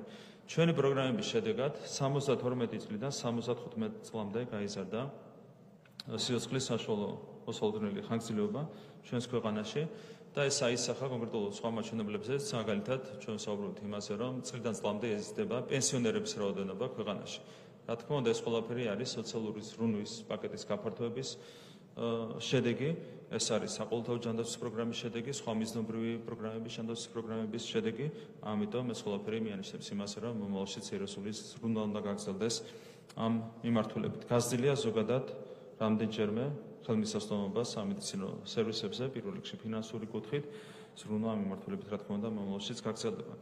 მთელი სოციალური ბიუჯეტი 2012 წელს ჩვენს ქვეყანაში იყო 2 მილიარდ ლარზე ნაკლები 2012 წელს და 8 მილიარდ ლარს აღწევს წელს დაახლოებით ეს ბიუჯეტი, ანუ გვაქვს დაახლოებით 4 მაგი ზრდა სოციალური ბიუჯეტის კუთხით. რაც შეეხება სოციალური უზრუნველყოფის დაფინანსებას, აქ ბიუჯეტი იყო 1,7 მილიარდი და 6 მილიარდამდე არის 6 მილიარდ ლარამდე არის უკვე გაზრდილი და ზრდა რა თქმა უნდა გაგრძელდება. რაც შეეხება ჯანდაცვის კუთხით მიზნობრივი ჯგუფების სოციალურ დახმარებას, სოციალური კუთხით უბრალოდ დაფინანსება იყო 276 მილიონი ლარი და უკვე გაზრდილია 1,4 მილიარდ ლარამდე, რა თქმა უნდა, აქაც ზრდა მომავალშიც გაგრძელდება. გაზრდილია შესაძლებლობის მქონე პირთა სოციალური პაკეტი და აქაც რა თქმა უნდა მომავალშიც გაგრძელდება ზრუნვა პაკეტის გაფართოებაზე. დევნილების საცხოვრისით უზრუნველყოფა 35,000 ოჯახი იქნა უზრუნველყოფილი ახალი საცხოვრებლით. გასული წლების განმავლობაში 2012 წლის შემდეგ ჩვენს ქვეყანაში მიმდინარე პროექტების დასრულების შემდეგ დამატებით 6,000 დევნილი ოჯახი იქნება უზრუნველყოფილი ახალი ღირსეული საცხოვრისით. რაც შეეხება პენსიებს, ჩვენ გვქონდა ასახული საარჩევნო პროგრამაში დაბირება იმასთან დაკავშირებით, რომ უკვე მომავალ წელს 350 ლარამდე გაიზრდებოდა მინიმალური პენსია 65 წლამდე ასაკის პენსიონერებისათვის და 450 ლარამდე გაიზრდებოდა პენსია 65 წლის ასაკის და 65 წლის ასაკს გადაცილებული პენსიონერებისათვის და ეს დაბირება უკვე ასახული იქნება იმ ბიუჯეტის პროექტში, რომელიც თქვენ უნდა განიხილოთ და რომელიც დამტკიცდება საქართველოს პარლამენტის მიერ მაღალმთიან დასახლებებში გათვალისწინებულია 420 ლარამდე და 540 ლარამდე პენსიის და მომდევნო წლისთვის, რა თქმა უნდა, წლიდან წლამდე ეკონომიკური ზრდის კვალდაკვალ პენსიების ზრდა გაგრძელდება. ქართული ჯარი და ჯარზე ზრუნვა იქნება, რა თქმა უნდა, ერთ-ერთი უმთავრესი პრიორიტეტი. უზრუნველყოფილი იქნება თავდაცვის შესაძლებლობების შემდგომი განვითარება, გაძლიერება შემდეგი 4 წლის განმავლობაში. ინვესტიციები ჩაიდება კონკრეტულად ეროვნულ სამხედრო მრეწველობაში. უზრუნველყოფილი იქნება ჩვენი სამხედროების სოციალური მხარდაჭერა, მათ სოციალური პირობების გაუმჯობესებაზე მუდმივი ზრუნვა იქნება უზრუნველყოფილი, ინფრასტრუქტურის განვითარებაც იქნება, რა თქმა უნდა, ერთ-ერთი უმთავრესი პრიორიტეტი. ამასთან დაკავშირებით გვაქვს შემოშალებული, რა თქმა უნდა, დეტალური გეგმები თავდაცვის სამინისტროსთან ერთად. ანალოგიურად პოლიციის გაძლიერება არის ბუნებრივია ერთ-ერთი უმთავრესი პრიორიტეტი. სახელმწიფო ძლიერება დგას, რა თქმა უნდა, სამართალდამცავ უწყებებზე, ძალოვან უწყებებზე, ქართულ ჯარზე და ბუნებრივია ამ სტრუქტურებზე, უწყებებზე ზრუნვა არის და იქნება ჩვენი ერთ-ერთი უმთავრესი პრიორიტეტი. პოლიციის შემთხვევაშიც უზრუნველყოფილი იქნება ინფრასტრუქტურის შემდგომი განვითარება, მატერიალურ-ტექნიკური ბაზის განახლება, პოლიციელების სოციალური პირობების გაუმჯობესებაზე ზრუნვა გაგრძელდება და ასე შემდეგ. რაც შეეხება საგარეო პოლიტიკას, ჩვენი უმთავრესი პრიორიტეტი არის ბუნებრივია ამერიკის შეერთებულ შტატებთან და ევროკავშირთან ურთიერთობების გადატვირთვა. თქვენ გახსოვთ, რომ გასული წლების განმავლობაში ჰქონდა სერიოზული სირთულეები ამ მიმართულებით, თუმცა ყველაფერი მიანიშნებს იმაზე, რომ ახლოს მომავალში შესაძლებელი გახდება ურთიერთობების თვისებრივად გადატვირთვა, როგორც ერთი, ისე მეორე მიმართულებით. ამის შესაძლებლობას მოგცემს ის ცვლილებები, რომლებიც მოხდა, მათ შორის ამერიკის შეერთებულ შტატებში, ჩვენ ამის ძალიან დიდი იმედი გვაქვს, ჩვენ გავაკეთებთ ყველაფერს იმისათვის, რომ უზრუნველყოფილი იყოს ურთიერთობების გადატვირთვა. ევროკავშირში ინტეგრაცია არის ჩვენი ერთ-ერთი უმთავრესი პრიორიტეტი. მე მინდა შეგახსენოთ, რომ ყველა ხელშესახები მიღწევა ჩვენს ქვეყანას ევროინტეგრაციის გზაზე ჰქონდა სწორედ ჩვენი ხელისუფლების პირობებში. ეს იყო ასოცირების შეთანხმების ხელმოწერა, ეს იყო თავისუფალი ვაჭრობის შეთანხმების ხელმოწერა ეს იყო ვიზო რეჟიმის მიღება და ეს იყო კანდიდატის სტატუსის მიღება. 4-ვე ხელისისახების შედეგი ჩვენმა ქვეყანამ მიიღო სწორედ ჩვენი ხელისუფლების პირობებში, მანამდე იყო პრაქტიკულად ნულოვანი პროგრესი ევროინტეგრაციის გზაზე. რა თქმა უნდა, ჩვენი ამოცანა, უმთავრესი პრიორიტეტია გავხდეთ ევროკავშირის წევრი ქვეყანა 2030 წლისთვის, ჩვენ გვაქვს ამბიციური მიზანი, რომ გავხდეთ ევროკავშირის წევრი ქვეყანა და კიდევ ერთხელ შეგვიძლია გავიმეოროთ პირობა იმასთან დაკავშირებით, რომ საქართველოს 2030 წლისთვის ყველა კანდიდატ ქვეყანასთან შედარებით იქნება ყველაზე მეტად მზად იმისათვის, რომ გახდეს ევროკავშირის წევრი ქვეყანა, ყველაზე მეტად მზად როგორც ეკონომიკური განვითარების თვალსაზრისით, ისე დემოკრატიული სისტემის განვითარების თვალსაზრისით და რა თქმა უნდა, ამისათვის ძალიან მნიშვნელოვანი პირობაა მშვიდობის შენარჩუნება და აქაც შეგვიძლია პარი პირობა დავდოთ იმასთან დაკავშირებით, რომ ყველაფერი გაკეთდება ჩვენს ქვეყანაში მშვიდობისა და სტაბილური განვითარების უზრუნველსაყოფად. გაღრმავდება, რა თქმა უნდა, ნატოსთან თანამშრომლობა, ეს არის ერთ-ერთი უმთავრესი პრიორიტეტი, რა თქმა უნდა, ეს ყველაფერი არის დამოკიდებული მნიშვნელოვანწილად ბუნებრივია ურთიერთობების გადატვირთვაზე, აქაც გვაქვს ძალიან ოპტიმისტური მოლოდინები. ჩინეთთან სტრატეგიული პარტნიორობის გაღრმავება იქნება, რა თქმა უნდა, ერთ-ერთი უმნიშვნელოვანესი პრიორიტეტი. ჩვენ მივახცეთ ძალიან დიდ პროგრესს შარშან ამ მიმართულებით, როდესაც ხელი მოეწერა სტრატეგიული პარტნიორობის შესახებ შეთანხმება საქართველოსა და ჩინეთს შორის. და ახლა ჩვენი მთავარი ამოცანაა, რომ მაქსიმალურად რეალიზებული იყოს ყველა ეს პრიორიტეტი, რომელიც ამ შეთანხმებაში არის ასახული. კონკრეტული ხელშესახების შედეგები გვაქვს უკვე სხვადასხვა მიმართულებით, მათ შორის ეს ეხება ორმხრივად ვიზო რეჟიმის შემოღებას, როგორც მოგეხსენება, ჩვენ შემოვიღეთ ვიზო რეჟიმი ჩინეთის მოქალაქეებისთვის, ხოლო ჩინეთმა შემოიღო ვიზო რეჟიმი საქართველოს მოქალაქეებისთვის. გვაქვს ფრენები, პირდაპირ ფრენები საქართველოსა და ჩინეთს შორის გაზრდილი ინტენსივობით და ამ შემდეგ სხვადასხვა მიმართულებით გვაქვს უკვე ხელშესახები პროგრესი და ძალიან მნიშვნელოვანია როგორც პოლიტიკური პარტნიორობის გაღრმავება, ასევე სავაჭრო ეკონომიკური თანამშრომლობის კიდევ უფრო მეტად გაფართოება, ამას ესრულება, რა თქმა უნდა, აქტიურად გაგრძელდება. ჩვენს მეზობლებთან მეგობრული ურთიერთობების კიდევ უფრო მეტად განვითარება, აზერბაიჯანი, სომხეთი, თურქეთი, სტრატეგიული პროექტების განხორციელება, ეს არის, რა თქმა უნდა, ერთ-ერთი მთავარი პრიორიტეტი და ამას ესრულება მომავალშიც გაგრძელდება. აღიარების პოლიტიკა იყო ძალიან წარმატებული მთელი ამ წლების განმავლობაში, 2012 წლიდან მოყოლებული, რა თქმა უნდა, ამას ესრულებაც გაგრძელდება და ჩვენ, რა თქმა უნდა, გვექნება პრაგმატული პოლიტიკა, როცა საქმე ეხება საქართველოს-რუსეთის ურთიერთობებს. პრაგმატული პოლიტიკა არის ერთ-ერთი მთავარი ინსტრუმენტი იმისათვის, რომ ჩვენ შევინარჩუნოთ მშვიდობა და დავიცვათ ჩვენი ქვეყნის სტრატეგიული ინტერესები და კონფლიქტის მშვიდობიანი დარეგულირება საქართველოსა და რუსეთს შორის დარჩება, რა თქმა უნდა, ერთ-ერთ უმთავრეს პრიორიტეტად, რა თქმა უნდა, ჩვენ გვაქვს წითელი ხაზები, ეს არის დაკავშირებული ბუნებრივია ჩვენი ქვეყნის ტერიტორიების დეოკუპაციასთან, ჩვენ გვაქვს ჩვენი მისწრაფებები და ეს წითელი ხაზები ბოლომდე იქნება დაცული და ამასთან ერთად, რა თქმა უნდა, შევინარჩუნებთ პრაგმატულ პოლიტიკას. მთლიანობაში რომ შევაჯამოთ, ის თუ რამხელა პროგრესი განიცადა ჩვენმა ქვეყანამ 2012 წლის შემდეგ და რამდენად დიდი პროგრესი შეგვიძლია განვიცადოთ შემდეგი 4 წლის განმავლობაში. ჩვენ დაგვხვდა კიდევ ერთხელ ვიტყვი უმძიმესი ვითარება 2012 წელს. ქვეყანაში იყო ავტორიტარიზმი, უმძიმესი ავტორიტარიზმი. ქვეყნის ეკონომიკა იყო მხოლოდ 28 მილიარდი ლარი, ბიუჯეტი მხოლოდ 8.5 მილიარდი ლარი, უმუშევრობა იყო თითქმის 27%, საშუალო ხელფასი იყო 7.5 ლარი, სიღარიბე იყო 30%, მილიონ 120.000 ადამიანი ცხოვრობდა სიღარიბის სხვარს მიღმა, არ არსებობდა არავითარი ხელშესახები ჯანდაცვის პროგრამები, მოშლილი იყო ქვეყანაში ინფრასტრუქტურა და დღეს ხედავთ, რომ გვაქვს ყველა მიმართულებით, აბსოლუტურად ყველა მიმართულებით ძალიან დიდი პროგრესი. ქვეყანაში მოქმედებს დემოკრატიული სისტემა, ეკონომიკა არის 90 მილიარდი ლარი, ბიუჯეტი გაიზარდა 28 მილიარდ ლარამდე, უმუშევრობა შემცირდა და განახლდა, საშუალო ხელფასი უკვე 2000 ლარს აჭარბებს, სიღარიბე არის შემცირებული 11.8%-მდე, 680.000 ადამიანმა დაძლია სიღარიბე ჩვენს ქვეყანაში, შემოღებული იქნა საყოველთაო ჯანდაცვის პროგრამა, თვისებრივად გაუმჯობესდა ინფრასტრუქტურა და ყველა მიმართულებით, რა თქმა უნდა, ზრუნვა შემდეგი 4 წლის განმავლობაშიც გაგრძელდება. ბუნებრივია, კიდევ ერთხელ ვიტყვი, რომ ეკონომიკის ზრდა არის ერთ-ერთი მთავარი ფაქტორი ქვეყნის განვითარების გზაზე. 40 მილიარდით ქვეყნის ეკონომიკის გაზრდა, ბუნებრივია, მოგცემს იმის საშუალებას, რომ კიდევ უფრო მეტად ვიზრუნოთ ჩვენი მოსახლეობის სოციალური მდგომარეობის გაუმჯობესებაზე, ჩვენი ქვეყნის საგარეო პოლიტიკური პოზიციების გაძლიერებაზე, ყველა მიმართულებით ჩვენი ქვეყნის განვითარებაზე. და ბოლოს ვიტყვი, რომ ჩვენი უმთავრესი ეროვნული ამოცანები არის პირველი სიღარიბის დაძლევა და როგორც უკვე ითქვა, აქვს ძალიან სერიოზული პროგრესი და ჩვენი პროგრამის თანახმად 4% ჩამოცდება სიღარიბე ჩვენს ქვეყანაში უკვე 2028 წლისთვის და შესაბამისად თანმიმდევრულად მივდივართ ამ ეროვნული ამოცანის გადაჭრისკენ, რასაც ქვია საქართველოში სიღარიბის განულება, სიღარიბის მთლიანად აღმოფხვრა და მეორე უმთავრესი ეროვნული ამოცანა არის ჩვენი ტერიტორიული მთლიანობის მშვიდობიანი გზით აღდგენა. Რა თქმა უნდა, ამ მიზნის მიღწევა არის დამოკიდებული გლობალურ ტენდენციებზე, რეგიონში მიმდინარე პროცესებზე. ჩვენ ძალიან დიდი იმედი გვაქვს, რომ პირველ ამოცანასთან ერთად ეს ამოცანაც იქნება სათანადოდ გადაჭრილი.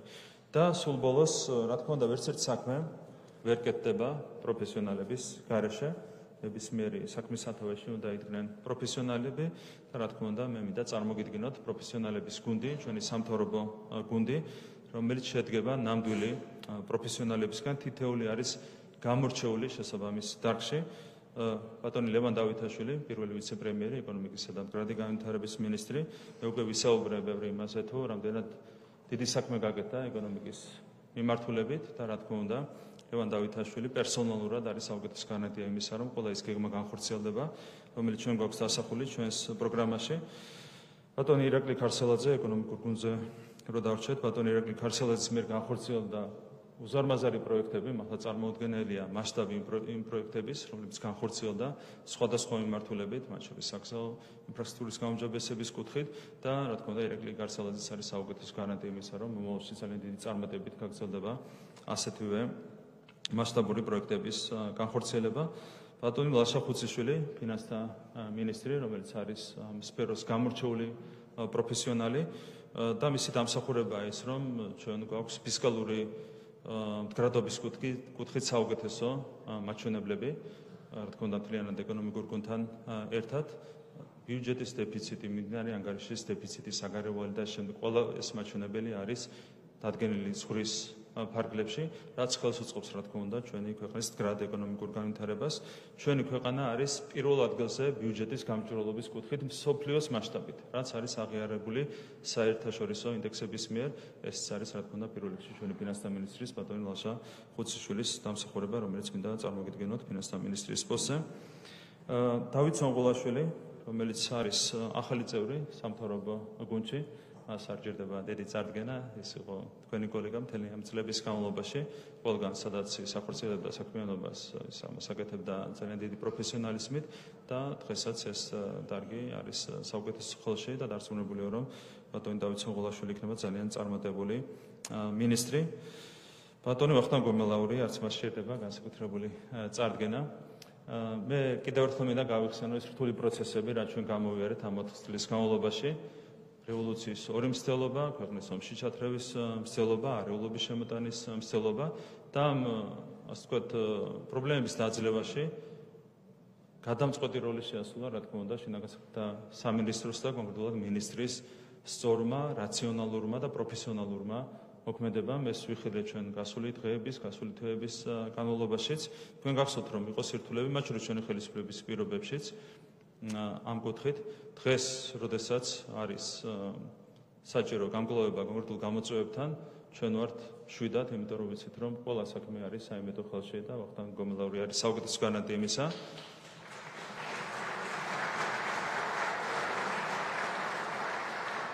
ბატონი ვახტანგი არის საუკეთესო გარანტია იმისა, რომ ერთი მხრივ განუხრელად იქნება დაცული სახელმწიფოს ძლიერება, სახელმწიფოს სიმტკიცე და მეორე მხრივ დაცული იქნება ჩვენი მოქალაქის უფლებები და ინტერესები. მადლობა ვახტანგ გომელაურის ამისათვის. ბატონი ირაკლი ჩილკოვანი, რომელიც ასევე საპარლამენტო წიაღიდან მოდის და დღეს წარმოადგენს თავდაცვის მინისტრს, დღეს არის ჩვენი მთავრობის ვიცე-პრემიერი. ძალიან ღირსეული ადამიანი, რომელმაც უკვე არაერთი მნიშვნელოვანი ცვლილება განახორციელა, მიუხედავად იმისა, რომ მოკლე პერიოდი ჰქონდა საქმიანობის თებრულიდან მოყოლებული, უკვე არაერთი მნიშვნელოვანი ცვლილება განახორციელა მისი ხელმძღვანელობით სისტემაში და რა თქმა უნდა ჩვენ ყველა ერთად, მასთან ერთად, ბატონ ირაკლისთან ერთად გავაგრძელებთ ზრუნვას ქართული ჯარის გაძლიერებაზე. ქართული ჯარი არის ჩვენი სიამაყე, თითოეული ქართველი ჯარისკაცი არის ჩვენი სიამაყე და რა თქმა უნდა ჯარზე ზრუნვა იქნება ჩვენი ერთ-ერთი უმთავრესი პრიორიტეტი და აქაც ეს საქმე არის საუკეთესო ხელში ბატონ ირაკლი ჩილკოვანის სახით. ბატონი ანდრე ოხანაშვილი ასევე არის ახალი გუნდი სამთავრობო შემადგენლობაში ერთ-ერთი ყველაზე მაღალკვალიფიციური იურისტი ჩვენს ქვეყანაში, რომელსაც დამთავრებული აქვს გერმანიაში იენის უნივერსიტეტის სადოქტორო დისერტაცია აქვს დაცული ბერლინში ჰუმბოლდტის უნივერსიტეტში და გარდა ამისა მას აქვს ძალიან დიდი გამოცდილება როგორც პოლიტიკის კუთხით, ასევე ზოგადად იურიდიული თვალსაზრისით შესაბამისად დარწმუნებულია, რომ ის საუკეთესოდ გაუწყება იმ საქმეს, რასაც ქვია იუსტიციის სამინისტროს ხელმძღვანელობა. ქალბატონი თია ახვლედიანი, ასევე სტაჟიანი წევრი ჩვენს სამთავრობო გუნდში შერიგების და სამოქალაქო თანასწორობის მიმართულებას ხელმძღვანელობს, როგორც მოგეხსენებათ, ქალბატონი თია და მისი საქმიანობის თითეული დღე იყო გამორჩეული პროფესიონალიზმით, პროფესიონალურად იმ საქმის განხორციელებით, რომელიც დაკავშირებულია მის ფუნქციებთან და დარწმუნებულია, რომ შემდეგი 4 წელიც მის საქმიანობაში იქნება ძალიან წარმატებული. ბატონი მიხეილ საერჯოლაძე ასევე რამდენიმე თვე არა შეუდგა ჯანდაცვის მინისტრის მოვალეობის შესრულებას და მიუხედავად იმისა, რომ მასაც ჰქონდა მცირე დრო, უკვე არაერთი მნიშვნელოვანი ცვლილება განხორციელდა, ჩვენ გვაქვს პრაქტიკულად ყოველდღიური ძალიან მჭიდრო კომუნიკაცია ყველა იმ საკითხთან დაკავშირებით, რომელიც უკავშირდება ჯანდაცვის სისტემის გაძლიერებას, უკვე არაერთი ახალი ინიციატივა იქნა წარდგენილი საზოგადოების წინაშე და ამ შემთხვევაში ბატონი მიხეილი არის საუკეთესო გარანტია იმისა, რომ პროგრამით გათვალისწინებული ყველა პრიორიტეტი სათანადოდ შესრულდება. ბატონი ალექსანდრე წულაძე, განათლებისა და მეცნიერების მინისტრი. როგორც მინისტრის რამდენიმე კვირის წინ შეუდგა მოვალეობის შესრულებას, თუმცა მისთვის ახალი არ იყო, რა თქმა უნდა, განათლების სამინისტრო, ის უკანასკნელი პერიოდის განმავლობაში იკავებდა პირველი მოადგილის თანამდებობას, სხვადასხვა თანამდებობას განათლების სამინისტროში და მან ძალიან კარგად იცის სისტემა, ძალიან კარგად იცის დარგი, შესაბამისად ბატონი ალექსანდრე საუკეთესოდ უზრუნველყოფს იმ ამოცანების შესრულებას, რაც დაკავშირებულია ქვეყანაში განათლებისა და მეცნიერების განვითარებასთან. ქალბატონი თინათინ რუხაძე, რომელიც არის კულტურისა და სპორტის მინისტრი. მასაც მხოლოდ რამდენიმე კვირა უკავია ეს თანამდებობა, თუმცა უკვე წარმატებულია მისი ეს მცირე საქმიანობა კულტურისა და სპორტის მინისტრის პოსტზე. მას აქვს არჩეულებრივი უნარები და უნარი ზოგადად, რომ ხელი შეუწყოს დამატებით კულტურის სფეროს განვითარებას და დარწმუნებული ვარ, რომ ის იქნება საუკეთესო მინისტრი კულტურისა და სპორტის სამინისტროში. ასევე მინდა წარმოგიდგენოთ ბატონი შალვა გოგოლაძე, აქ წინ გაუსწრებ მოვლენებს. საბოლოო ჯამში თქვენზეა დამოკიდებული კანონის მიღება, თუმცა მე ვიცი, რომ არის გუნდის მხარდაჭერა, ჩვენ გვაქვს ინიციატივა წარმოდგენილი სამინისტროს გაყოფასთან დაკავშირებით. სპორტის წარმატებებზე უკვე ვისაუბრე და რა თქმა უნდა, მნიშვნელოვანი ხელი შეუწყოთ მომავალში სპორტის განვითარებას და ინსტიტუციური ცვლილებებიც იქნება ამ კუთხით, რა თქმა უნდა, ხელშემწყობი ფაქტორი და მინდა წინასწარ წარმოგიდგენოთ ბატონი შალვა გოგოლაძე უკვე მომავალში სპორტის მინისტრის პოზიციაზე, მინდა მას წარმატებები უსურვო. და ბოლოს ქალბატონი მაკა ბოჭორიშვილი. მასაც არ ჭირდება თქვენს წინაშე განსაკუთრებული წარდგენა, ისიც საპარლამენტო წიაღიდან მოდის. გვაქვს ძალიან სერიოზული გამოწვევები, რა თქმა უნდა, საგარეო მიმართულებით და მაკა ბოჭორიშვილს საუკეთესო შეუძლია ყველა იმ საქმის გაკეთება, რაც დაკავშირებულია ჩვენი ქვეყნის საგარეო პოლიტიკური პოზიციების გაძლიერებასთან და მასაც მინდა უსურვო წარმატებები შემდეგი 4 წლის განმავლობაში. მე აქვე მინდა მადლობა გადაუხადო ბატონ ოთარ შამუგიას, ბატონ რადი ბრეგაძეს და ბატონ ილია დარჩიაშვილს მრავალწლიანი სამსახურისთვის ჩვენი ქვეყნის წინაშე და კონკრეტულად მინისტრის პოზიციაზე ძალიან წარმატებული საქმიანობისთვის, როგორც მოგეხსენებათ, სამივე რჩება ჩვენი გუნდის წევრად, ისინი რჩებიან სახელმწიფო სამსახურში, რასთან დაკავშირებით ასეთ დეტალებს მოგვიანებით გავასწრებთ, ბუნებრივია საზოგადოებას. კიდევ ერთხელ მადლობა მათ, რა წარმატებებზეც ჩვენ გვქონდა საუბარი პროგრამის წარდგენის დროს, ანგარიშის წარდგენის დროს, რა თქმა უნდა, ამაში ძალიან დიდი წილია მათი, ასე ვთქვათ, საქმიანობის დამსახურება და შესაბამისად მათ კიდევ ერთხელ მინდა უდიდესი მადლობა გადაუხადო. ჩვენ ყავს ნამდვილი ტოპტვინები სამთავრობო გუნდში. ერთ-ერთი მიზეზი, რატომაც საზოგადოება ენდო, სწორედ ჩვენს გუნდს არის ბუნებრივია ის დიდი გუნდი, რომელსაც განასახიერებს ქართული ოცნება, ეს შედგება, რა თქმა უნდა, როგორც სამთავრობო გუნდისგან, ასევე საპარლამენტო გუნდისგან, მთლიანად ჩვენი ხელისუფლების წარმომადგენლობისგან და ბუნებრივია ამ ადამიანების, კონკრეტულად სამთავრობო გუნდზე მაქვს საუბარი ამ შემთხვევაში, როგორც ინტელექტუალური შეასრულებები, ასევე გამოცდილება, მათი განათლება არის საკუთის გარანტი იმისა, რომ გაგრძელდება ჩვენი ქვეყნის წინსვლა და განვითარება. ჩვენი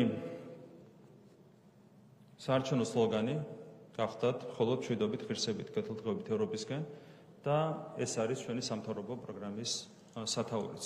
ჩვენი მიზანია, რა თქმა უნდა, მშვიდობის შენარჩუნება, მშვიდობის მყარად შენარჩუნება ჩვენი ქვეყნისთვის. ჩვენი მიზანია, რა თქმა უნდა, ღირსებით საკუთარი ეროვნული ინტერესების დაცვა, მათ შორის ღირსებით ევროკავშირში წევრობის მოპოვება. და ჩვენი მიზანია, რა თქმა უნდა, ჩვენი ქვეყნის კეთილდღეობის გაუმჯობესება. ღირსება არის უპირველესი და ღირსება არის თავარი გარანტი იმისა, რომ ჩვენ დავიცავთ ჩვენს ეროვნულ ინტერესებს და ჩვენი ამოცანა, როგორც ეს იკითხება, ჩვენი სლოგანიდანაც, ჩვენი სამთავრობო პროგრამიდანაც, რა თქმა უნდა, სვლა ევროკავშირისკენ. ეს იქნება, რა თქმა უნდა, რთული გზა. ჩვენ წინ გვაქვს დაახლოებით 6 წელიწადი, ჩვენი მიზანია, როგორც ვქვით, 2030 წლისთვის ევროკავშირში გაწევრიანება. რა თქმა უნდა, ევროკავშირს აქვს თავისი პირობები და ეს ჩვენ თავიდან ბოლომდე უნდა გავითვალისწინოთ და ბუნებრივია ჩვენ მზად ვართ ყველა დავიცვათ და გავითვალისწინოთ ყველა ის პირობა, რომელიც არ ეწინააღმდეგება ჩვენი ქვეყნის ეროვნულ ინტერესებს. მაგრამ აქ გადის გარკვეული ზღვარი, რაც ღირსებას უკავშირდება ისევ და ისევ. და აქ ერთი რამე მინდა ვთქვა, რომ ევროკავშირსაც აქვს დასამტკიცებელი ის, რომ ისინი პატივისცემენ ჩვენს ღირსებას. როდესაც ჩვენ ვსაუბრობთ მშვიდობით ევროპისკენ სვლაზე, რა თქმა უნდა, ევროკავშირმა უნდა დაგვიმტკიცოს ის, რომ მისთვისაც არის პრინციპულად მნიშვნელოვანი მშვიდობით ჩვენი სვლა ევროკავშირისკენ. როცა საუბარია ღირსებით ევროკავშირისკენ სვლაზე. რა თქმა უნდა, აქაც მნიშვნელოვანია, რომ ევროკავშირმა დაიცვას ჩვენი ეროვნული ინტერესები, დაიცვას ჩვენი ტრადიციული ფასეულობები. ამიტომ აქაც ევროკავშირს აქვს დასამტკიცებელი ჩვენთან. და როდესაც საუბარია კეთილდღეობით ევროკავშირისკენ სვლაზე, აქაც მინდა შეგახსენოთ, რომ არასორი მიმართულების ცდილობდნენ კონკრეტული ადამიანები საზოგადოების აზრის წარმართვას. ისე წარმოაჩენდნენ, რომ თითქოს შენ უნდა გახდე ჯერ ევროკავშირის წევრი და მხოლოდ ამის შემდეგ შეიძლება მიიღო კეთილდღეობა. სინამდვილეში ეს არის სიცრუე, სინამდვილეში ყველაფერი არის პირიქით. ჯერ უნდა მიაღწიო კეთილდღეობის გარკვეულ დონეს და მხოლოდ ამის შემდეგ მიგიღებენ ევროკავშირში. აქაც უნდა გვეჩვენოს ჩვენ ევროკავშირმა, რომ ჩვენი ქვეყნის ეკონომიკური განვითარება და მისი მოსახლეობის კეთილდღეობის გაუმჯობესება არის მისთვის ხირებული და პრინციპულად მნიშვნელოვანი. ამაზე საუბრობ კონკრეტული მიზეზების გამო. თქვენ იხილეთ რამდენიმე თვის წინ ევროპარლამენტის რეზოლუცია, სადაც ისინი ითხოვენ სანქციების დაწესებას, რაც ნიშნავს ბუნებრივია ჩვენი ქვეყნის ეკონომიკის ჩამოშლას. ჩვენ უნდა დავინახოთ მომავალში, რომ ასეთი რამ აღარ გამეორდება, რომ ევროკავშირის ბიუროკრატების, პოლიტიკოსების მიზანია ქვეყანა განვითარდეს ეკონომიკურად, ქვეყანას ჰქონდეს მუდმივი წინსვლა, კეთილდღეობის თვალსაზრისით, ქვეყანას ჰქონდეს მშვიდობა და ქვეყანა ღირსებით იაროს ევროკავშირისკენ, ეს არის ჩვენი მთავარი პრიორიტეტი. ამიტომ, რა თქმა უნდა, ჩვენც გვაქვს დასამტკიცებელი ევროკავშირთან, რომ პირნათლად მოქმედებთ და ანალოგიურად ევროკავშირსაც აქვს დასამტკიცებელი ჩვენთან, რომ სათანადოდ სცემს პატივს მშვიდობას, ღირსებას და კეთილდღეობას ჩვენი ქვეყნისთვის.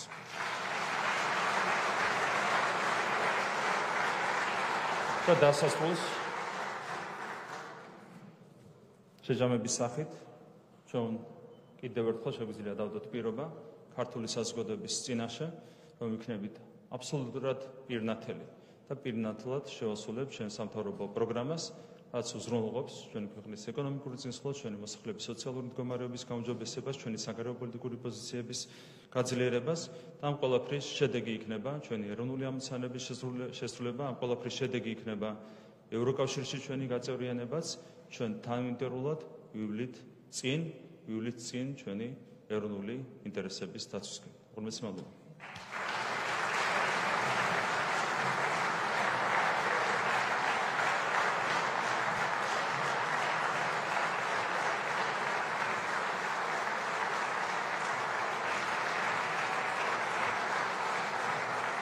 მადლობა ბატონო ირაკლი. გადავდივართ ახლა პროცედურის მიხედვით, როგორც ვიცი, ფრაქციისგან კითხვები გამოსვლები კომიტეტიდან არ არის, უმრავლესობის ლიდერი ბატონი მამუკა დინარაძე გამოვა უმრავლესობის დროით, გთხოვთ ბატონო მამუკა.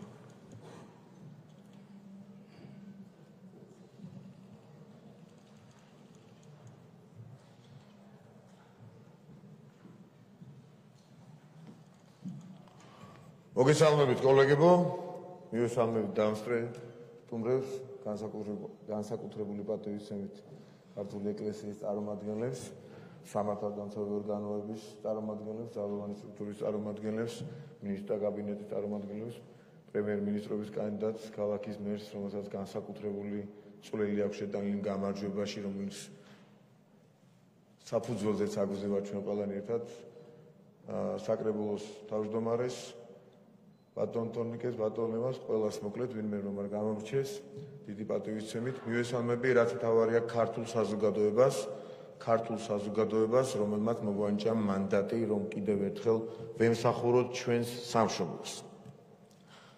ერთი პატარა აღიარებით დავიწყებ, არ დაგიმალავთ, რომ უმრავლესობაში პატარა შფოთვა იყო, თავიდან რაღაცნაირად არ აღნიშნეთ მათი წვლილიო ჩვენი აპლოდისმენტებით და მე მინდა პერსონალურად თითოეულ თქვენგანს დღეს წარმოდგენლები ბრძანდებით ირაკლი ყობახიძის ხელმძღვანელობით, განსაკუთრებით ეკონომიკურ გუნდს, სადაც ეს ჭმუნვები იყო ჩვენთან, კიდევ ერთხელ დაგიდასტუროთ პატივისცემა პერსონალურად ყველა თქვენგანს, იმიტომ რომ ჩვენ გიცხადებთ მხარდაჭერას დღეს. და მხარდაჭერას თავისი კონკრეტული საფუძვლები გააჩნია. ამ მხარდაჭერამდე, ვიდრე ჩვენ დღევანდელ დღემდე მოვიდოდით, ბევრი პატარ-პატარა ბრძოლა გადავიტანეთ და საერთო ჯამში ჩვენ გვიწევს ომზე ლაპარაკი, რომელიც მშვიდობით უნდა მოვიკოთ. და ვისა და ვის შორის არის ეს ომი, ძალიან მოკლე მიმოხილვას გავაკეთებ, მანამდე ერთს გაგიმხელთ ასევე, რომ ყოველთვის რთულია ხოლმე ირაკლი ყობახიძის შემდეგ საუბარი, იმიტომ რომ ყველა ჯერზე ჩნდება კითხვა, რაღა უნდა ილაპარაკოს გამოსვლელმა. თუმცა მე შევეცდები ოდნავ სხვა კუთხით დავანახო საზოგადოებას, ისაც ძალიან კარგად იცის, თუმცა შევეცდები რომ ხაზგასმა გამომივიდეს კონკრეტულ საკითხებზე. მართლაც ვეთანხმები ბატონ ირაკლის იმაში, პირველ რიგში, რომ 26 ოქტომბრის არჩევნები ეს იყო რეფერენდუმი საქართველოს ეროვნულ ინტერესებს და გარე ინტერესებს შორის. და აი ამ შემთხვევაშიც მორიგჯერზე გაიმარჯვა საქართველოს ეროვნულმა ინტერესებმა ამ რეფერენდუმში, მაგრამ ეს ჩვენ დამშვიდების საშუალებას არ გვაძლევს, იმიტომ რომ ეს ომი გრძელდება.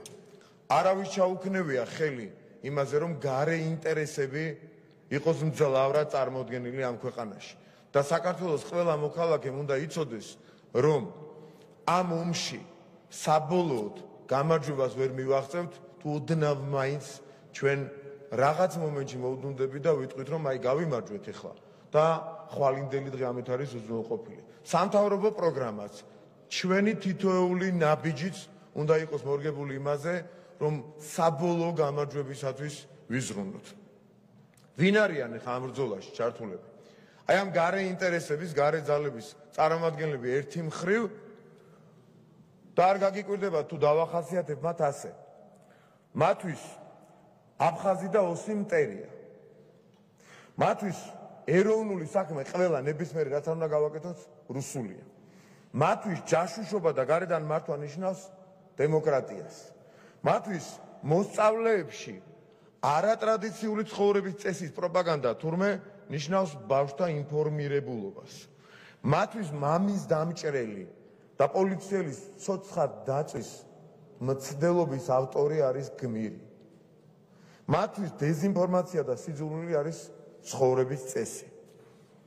თუ რუსეთს ჩვენი ქვეყნის ტერიტორიები აქვს დღეს მიტაცებული, ისინი ცდილობენ ოკუპაცია გაუკეთონ ადამიანის ტვინებს და დააჯერონ, რომ გამჭვირვალობა არის რუსული საქმე.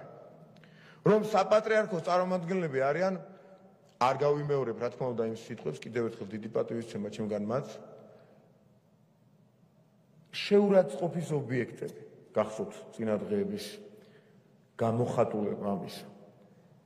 თურმე, მათ თუ დაუჯერებთ, გვარამია მაგარი და მართალი ქართველი კაცია. ხოშტარია რუსებს ვერ იტანს. ხაზარაძე მოწყალე და გახარია უღალატო ადამიანია. სააკაშვილი დემოკრატიის შუქურაა. აჯერებენ რომ მოსახლეობას, საზოგადოებას რომ ელექტრონულ არჩევნებში 2 მილიონ 100,000 ადამიანიდან 300,000 ხმა გაყავდა ამის შესახებ და ამის შესახებ თენგო გვეტყვის ყველაფერს აგერ ხვალ არა და ზეგ. მოკლედ მათ შურთ უკრაინის იმ მდგომარეობის რაშიც სამწუხაროდ უკრაინა და უკრაინელი ხალხი არის და არ მალავენ იმასაც რომ საფეხბურთო მატჩი მაგალითად საქართველოს წინააღმდეგ უკრაინის მხარეს არიან. სხვათა შორის ახლა გამახსენდა არ მინდა დამავიწყდეს ფეხბურთთან დაკავშირებით რატომღაც ჭყალებში რატომღაც 2 დღეა მეტი არაფერი აქვს სალაპარაკო ყაველაშვილის დიპლომის გარდა.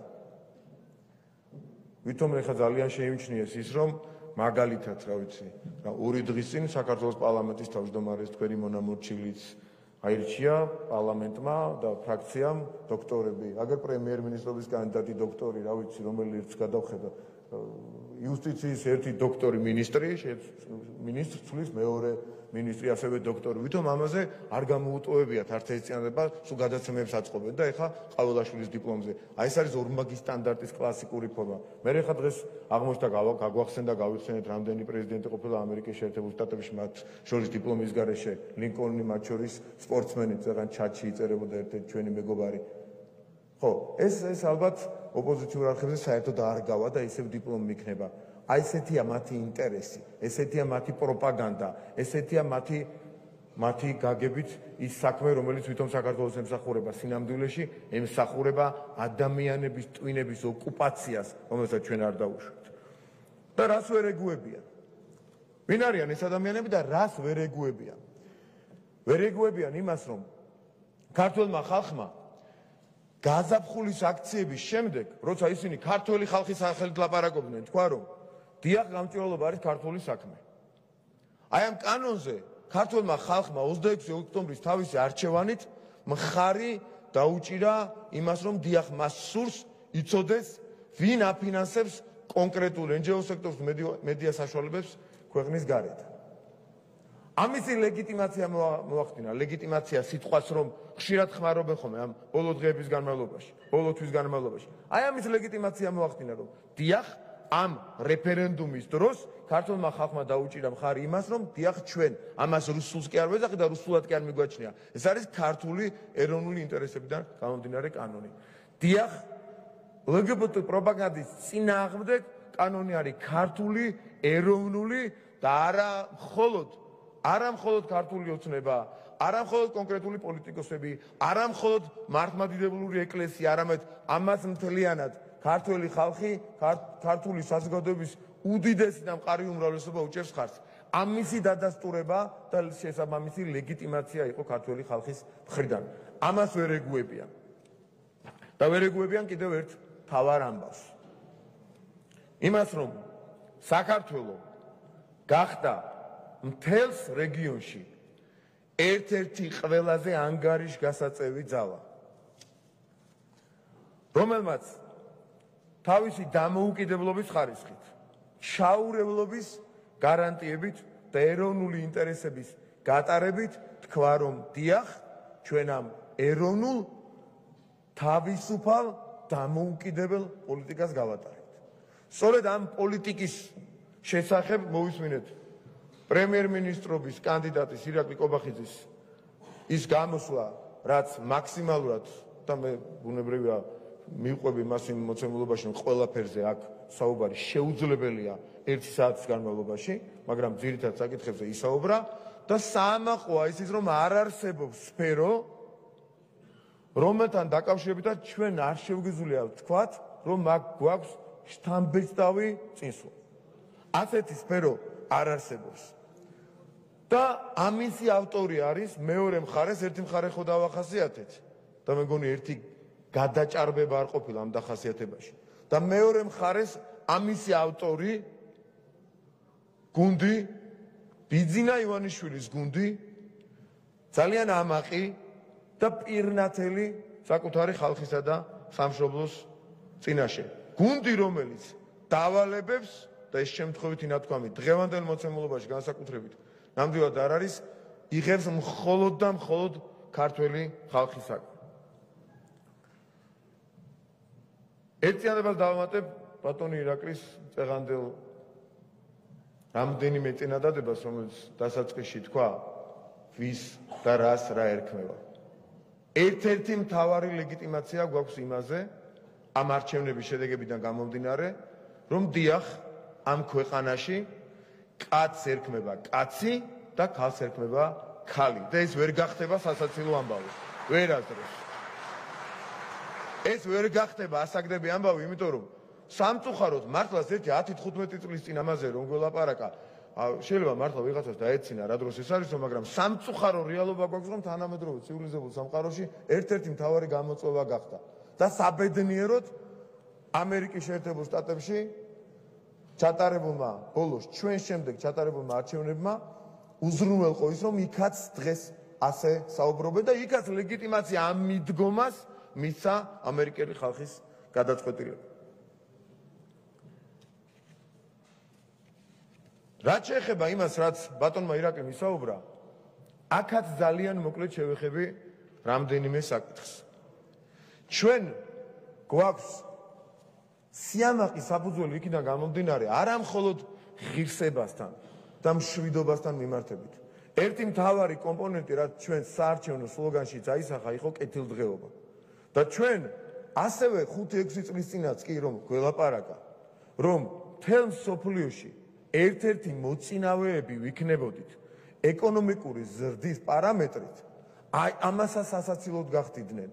მაგრამ დღეს ამას არა მხოლოდ ქართული ოცნების ხელისუფლება, არამედ საუბრობს მსოფლიო ბანკი, სავალუტო ფონდი და ის ციფრები, რომელიც შესაბამისი სტატისტიკური მონაცემების საფუძველზე იდება და მთავარი გამოწვევა რჩება დიახ ეროვნული ამოცანა არის სიღარიბის დაძლევა და ასევე სიამაყის საფუძველია ის, რომ ჩვენ შეგვიძლია ვილაპარაკოთ თავისუფლად, როგორც ამას ბატონი ირაკლი საუბრობდა, რომ ჩვენ 4%-იან ნიშნულზე სიღარიბის შეგვიძლია ჩამოვიდეთ მომდევნო 4 წლის განმავლობაში, რაც მართლაც უტოპიური განცხადება იქნებოდა რამდენიმე წლის წინ.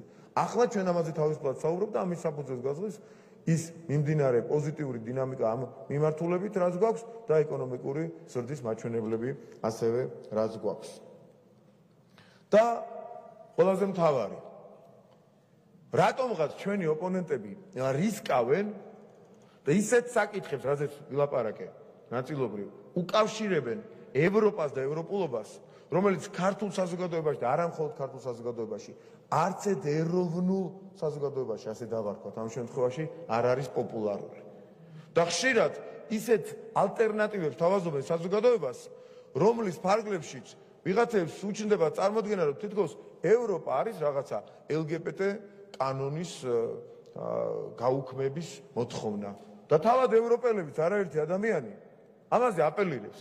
არჩევნებზე განცხადებებს აკეთებდნენ და ორი კანონი გააუქმეთო. არაერთი ევროპელი პოლიტიკოსი აღარ დავკონკრეტები, მოგვიწოდებდა გამჭვირვალობის კანონი და LGBT პროპაგანდის წინააღმდეგ მიმართული კანონი. რა თქმა უნდა, ასეთი დაბეჭდება იქნება, მაგრამ ჩვენ და ვიცოდეთ და გვახსოვდეს და ქართველმა ხალხმა იცის, რაც თავარია, რომ ევროპა პირველ რიგში ეს არის ქრისტიანულ ღირებულებებზე შექმნილი, დაფუძნებული ერთობა ქვეყნებისა და ღირებულებებზე დაფუძნებული. ეს ღირსება ჩვენი მოგონილი არ არის. ეს ქართველ კაცი გენეტიკურად ძალიან არის გამჯდარი და ქართველ ქალში, მაგრამ ეს არ არის მხოლოდ ჩვენი ექსკლუზივი. ეს არის მათ შორის, როდესაც ღირებულებებზე საუბრობთ, ევროპული ქრისტიანული საწყისი.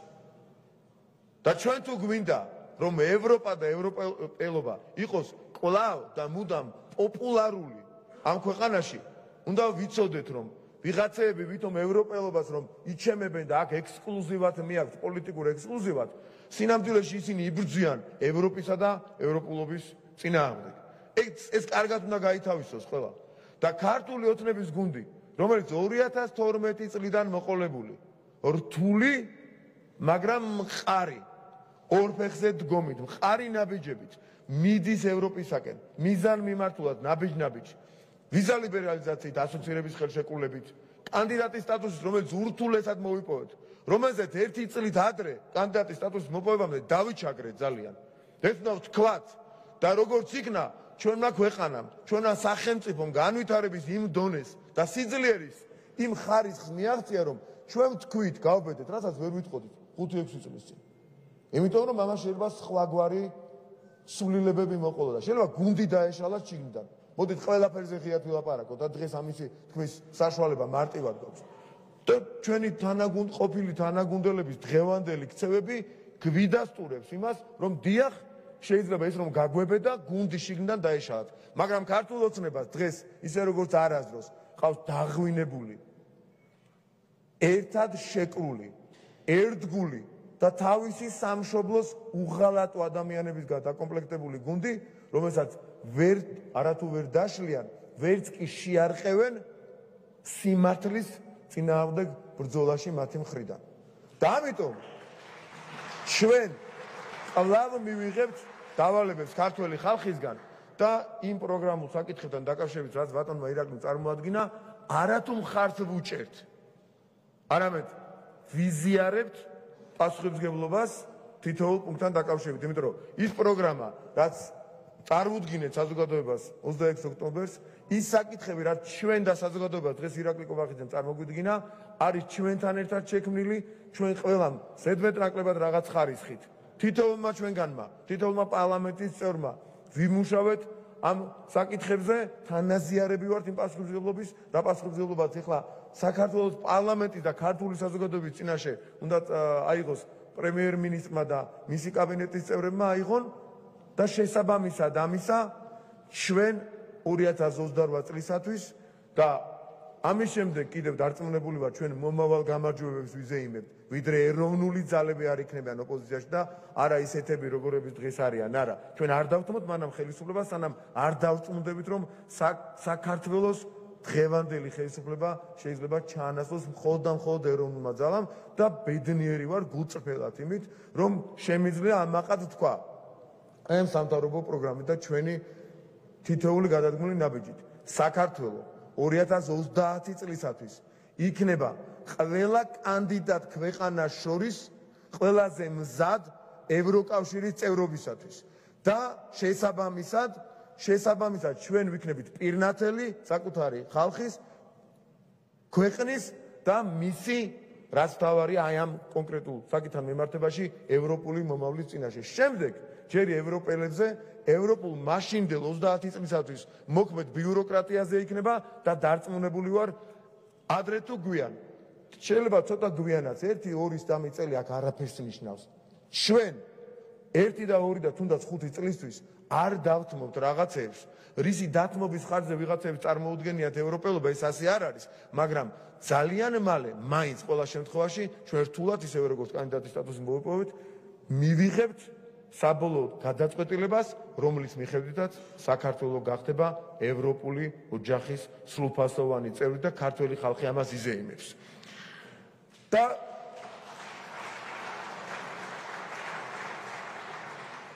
თავარი გამოწვევა, რაც ბატონ ირაკლი კობახიძეს აქვს თავრობის წარმომადგენლებთან ერთად, რითაც დავიწყე, იმით დავამთავრებ, რომ ჩვენ ვართ დიდ ომში შესულები. საქართველოს მოქალაქეებმა ყოველ შემთხვევაში მათმა უდიდესმა უმრავლესობამ ეს ძალიან კარგად იცის და ამის ცოდნა ინფორმირებული მოქალაქე უზრუნველყოფს ჩვენ და შესაბამისად ეროვნული ინტერესების გამარჯვებასაც. დღეს ირაკლი კობახიძე დგას იმ უდიდესი გამოწვევის წინაშე, რომ ეს ერთი მომდევნო საეტაპო, მე ვიტყოდი, გამარჯვება რეალიზებული უნდა იქნეს იმ პროგრამულ საკითხებში და მის ზედმიწევნით შესრულებაში აზერს წეღანას თქვი და ჩვენს ვიზიარებთ პასუხისმგებლობას და ეს ომი ჩვენ საბოლოო ჯამში გრძელვადიან პერსპექტივაში საქართველოს და ქართული ხალხის სასარგებლოდ შვიდობით და ღირსებით უნდა მოვიგოთ. სხვანაირად გამორიცხულია ვერც აფხაზეთი, ვერც სამაჩაბლო ვერ დაუბრუნდება და ვერც ოსი და აფხაზი ხალხი ეს ხშირად უნდა გავიმეოროთ, არ არის მხოლოდ ჩვენი მიზანი ტერიტორიების დაბრუნება, ჩვენი მიზანია შერიგება და ერთიან ქვეყანაში ცხოვრება, სადაც ქართველი, აფხაზი, ოსი და სხვა ეროვნების წარმომადგენლები ერთიან ძლიერ საქართველოში, ევროპულ ქვეყანაში ცხოვრობენ. ამ მიზნის მიღწევისათვის უდიდეს წარმატებას გისურვებთ პერსონალურად თითოეულ თქვენგანს, ჩვენ გუნდს და ჩვენს ქვეყანას. დიდი მადლობა.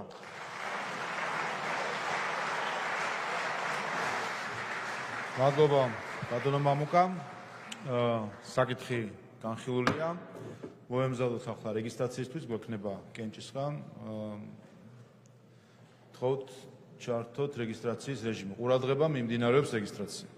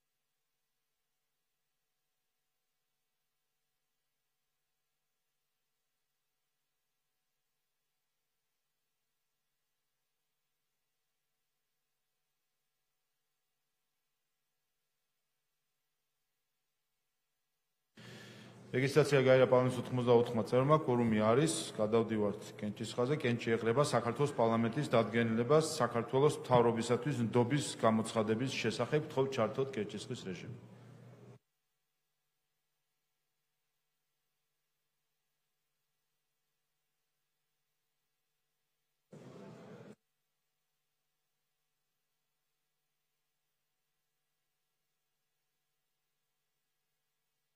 მოთხმოცდაოთხი მომხრე, 0 წინააღმდეგი, დადგენილება მიღებულია. ულოცავთ საქართველოს მთავრობას გადაწყვეტილებას.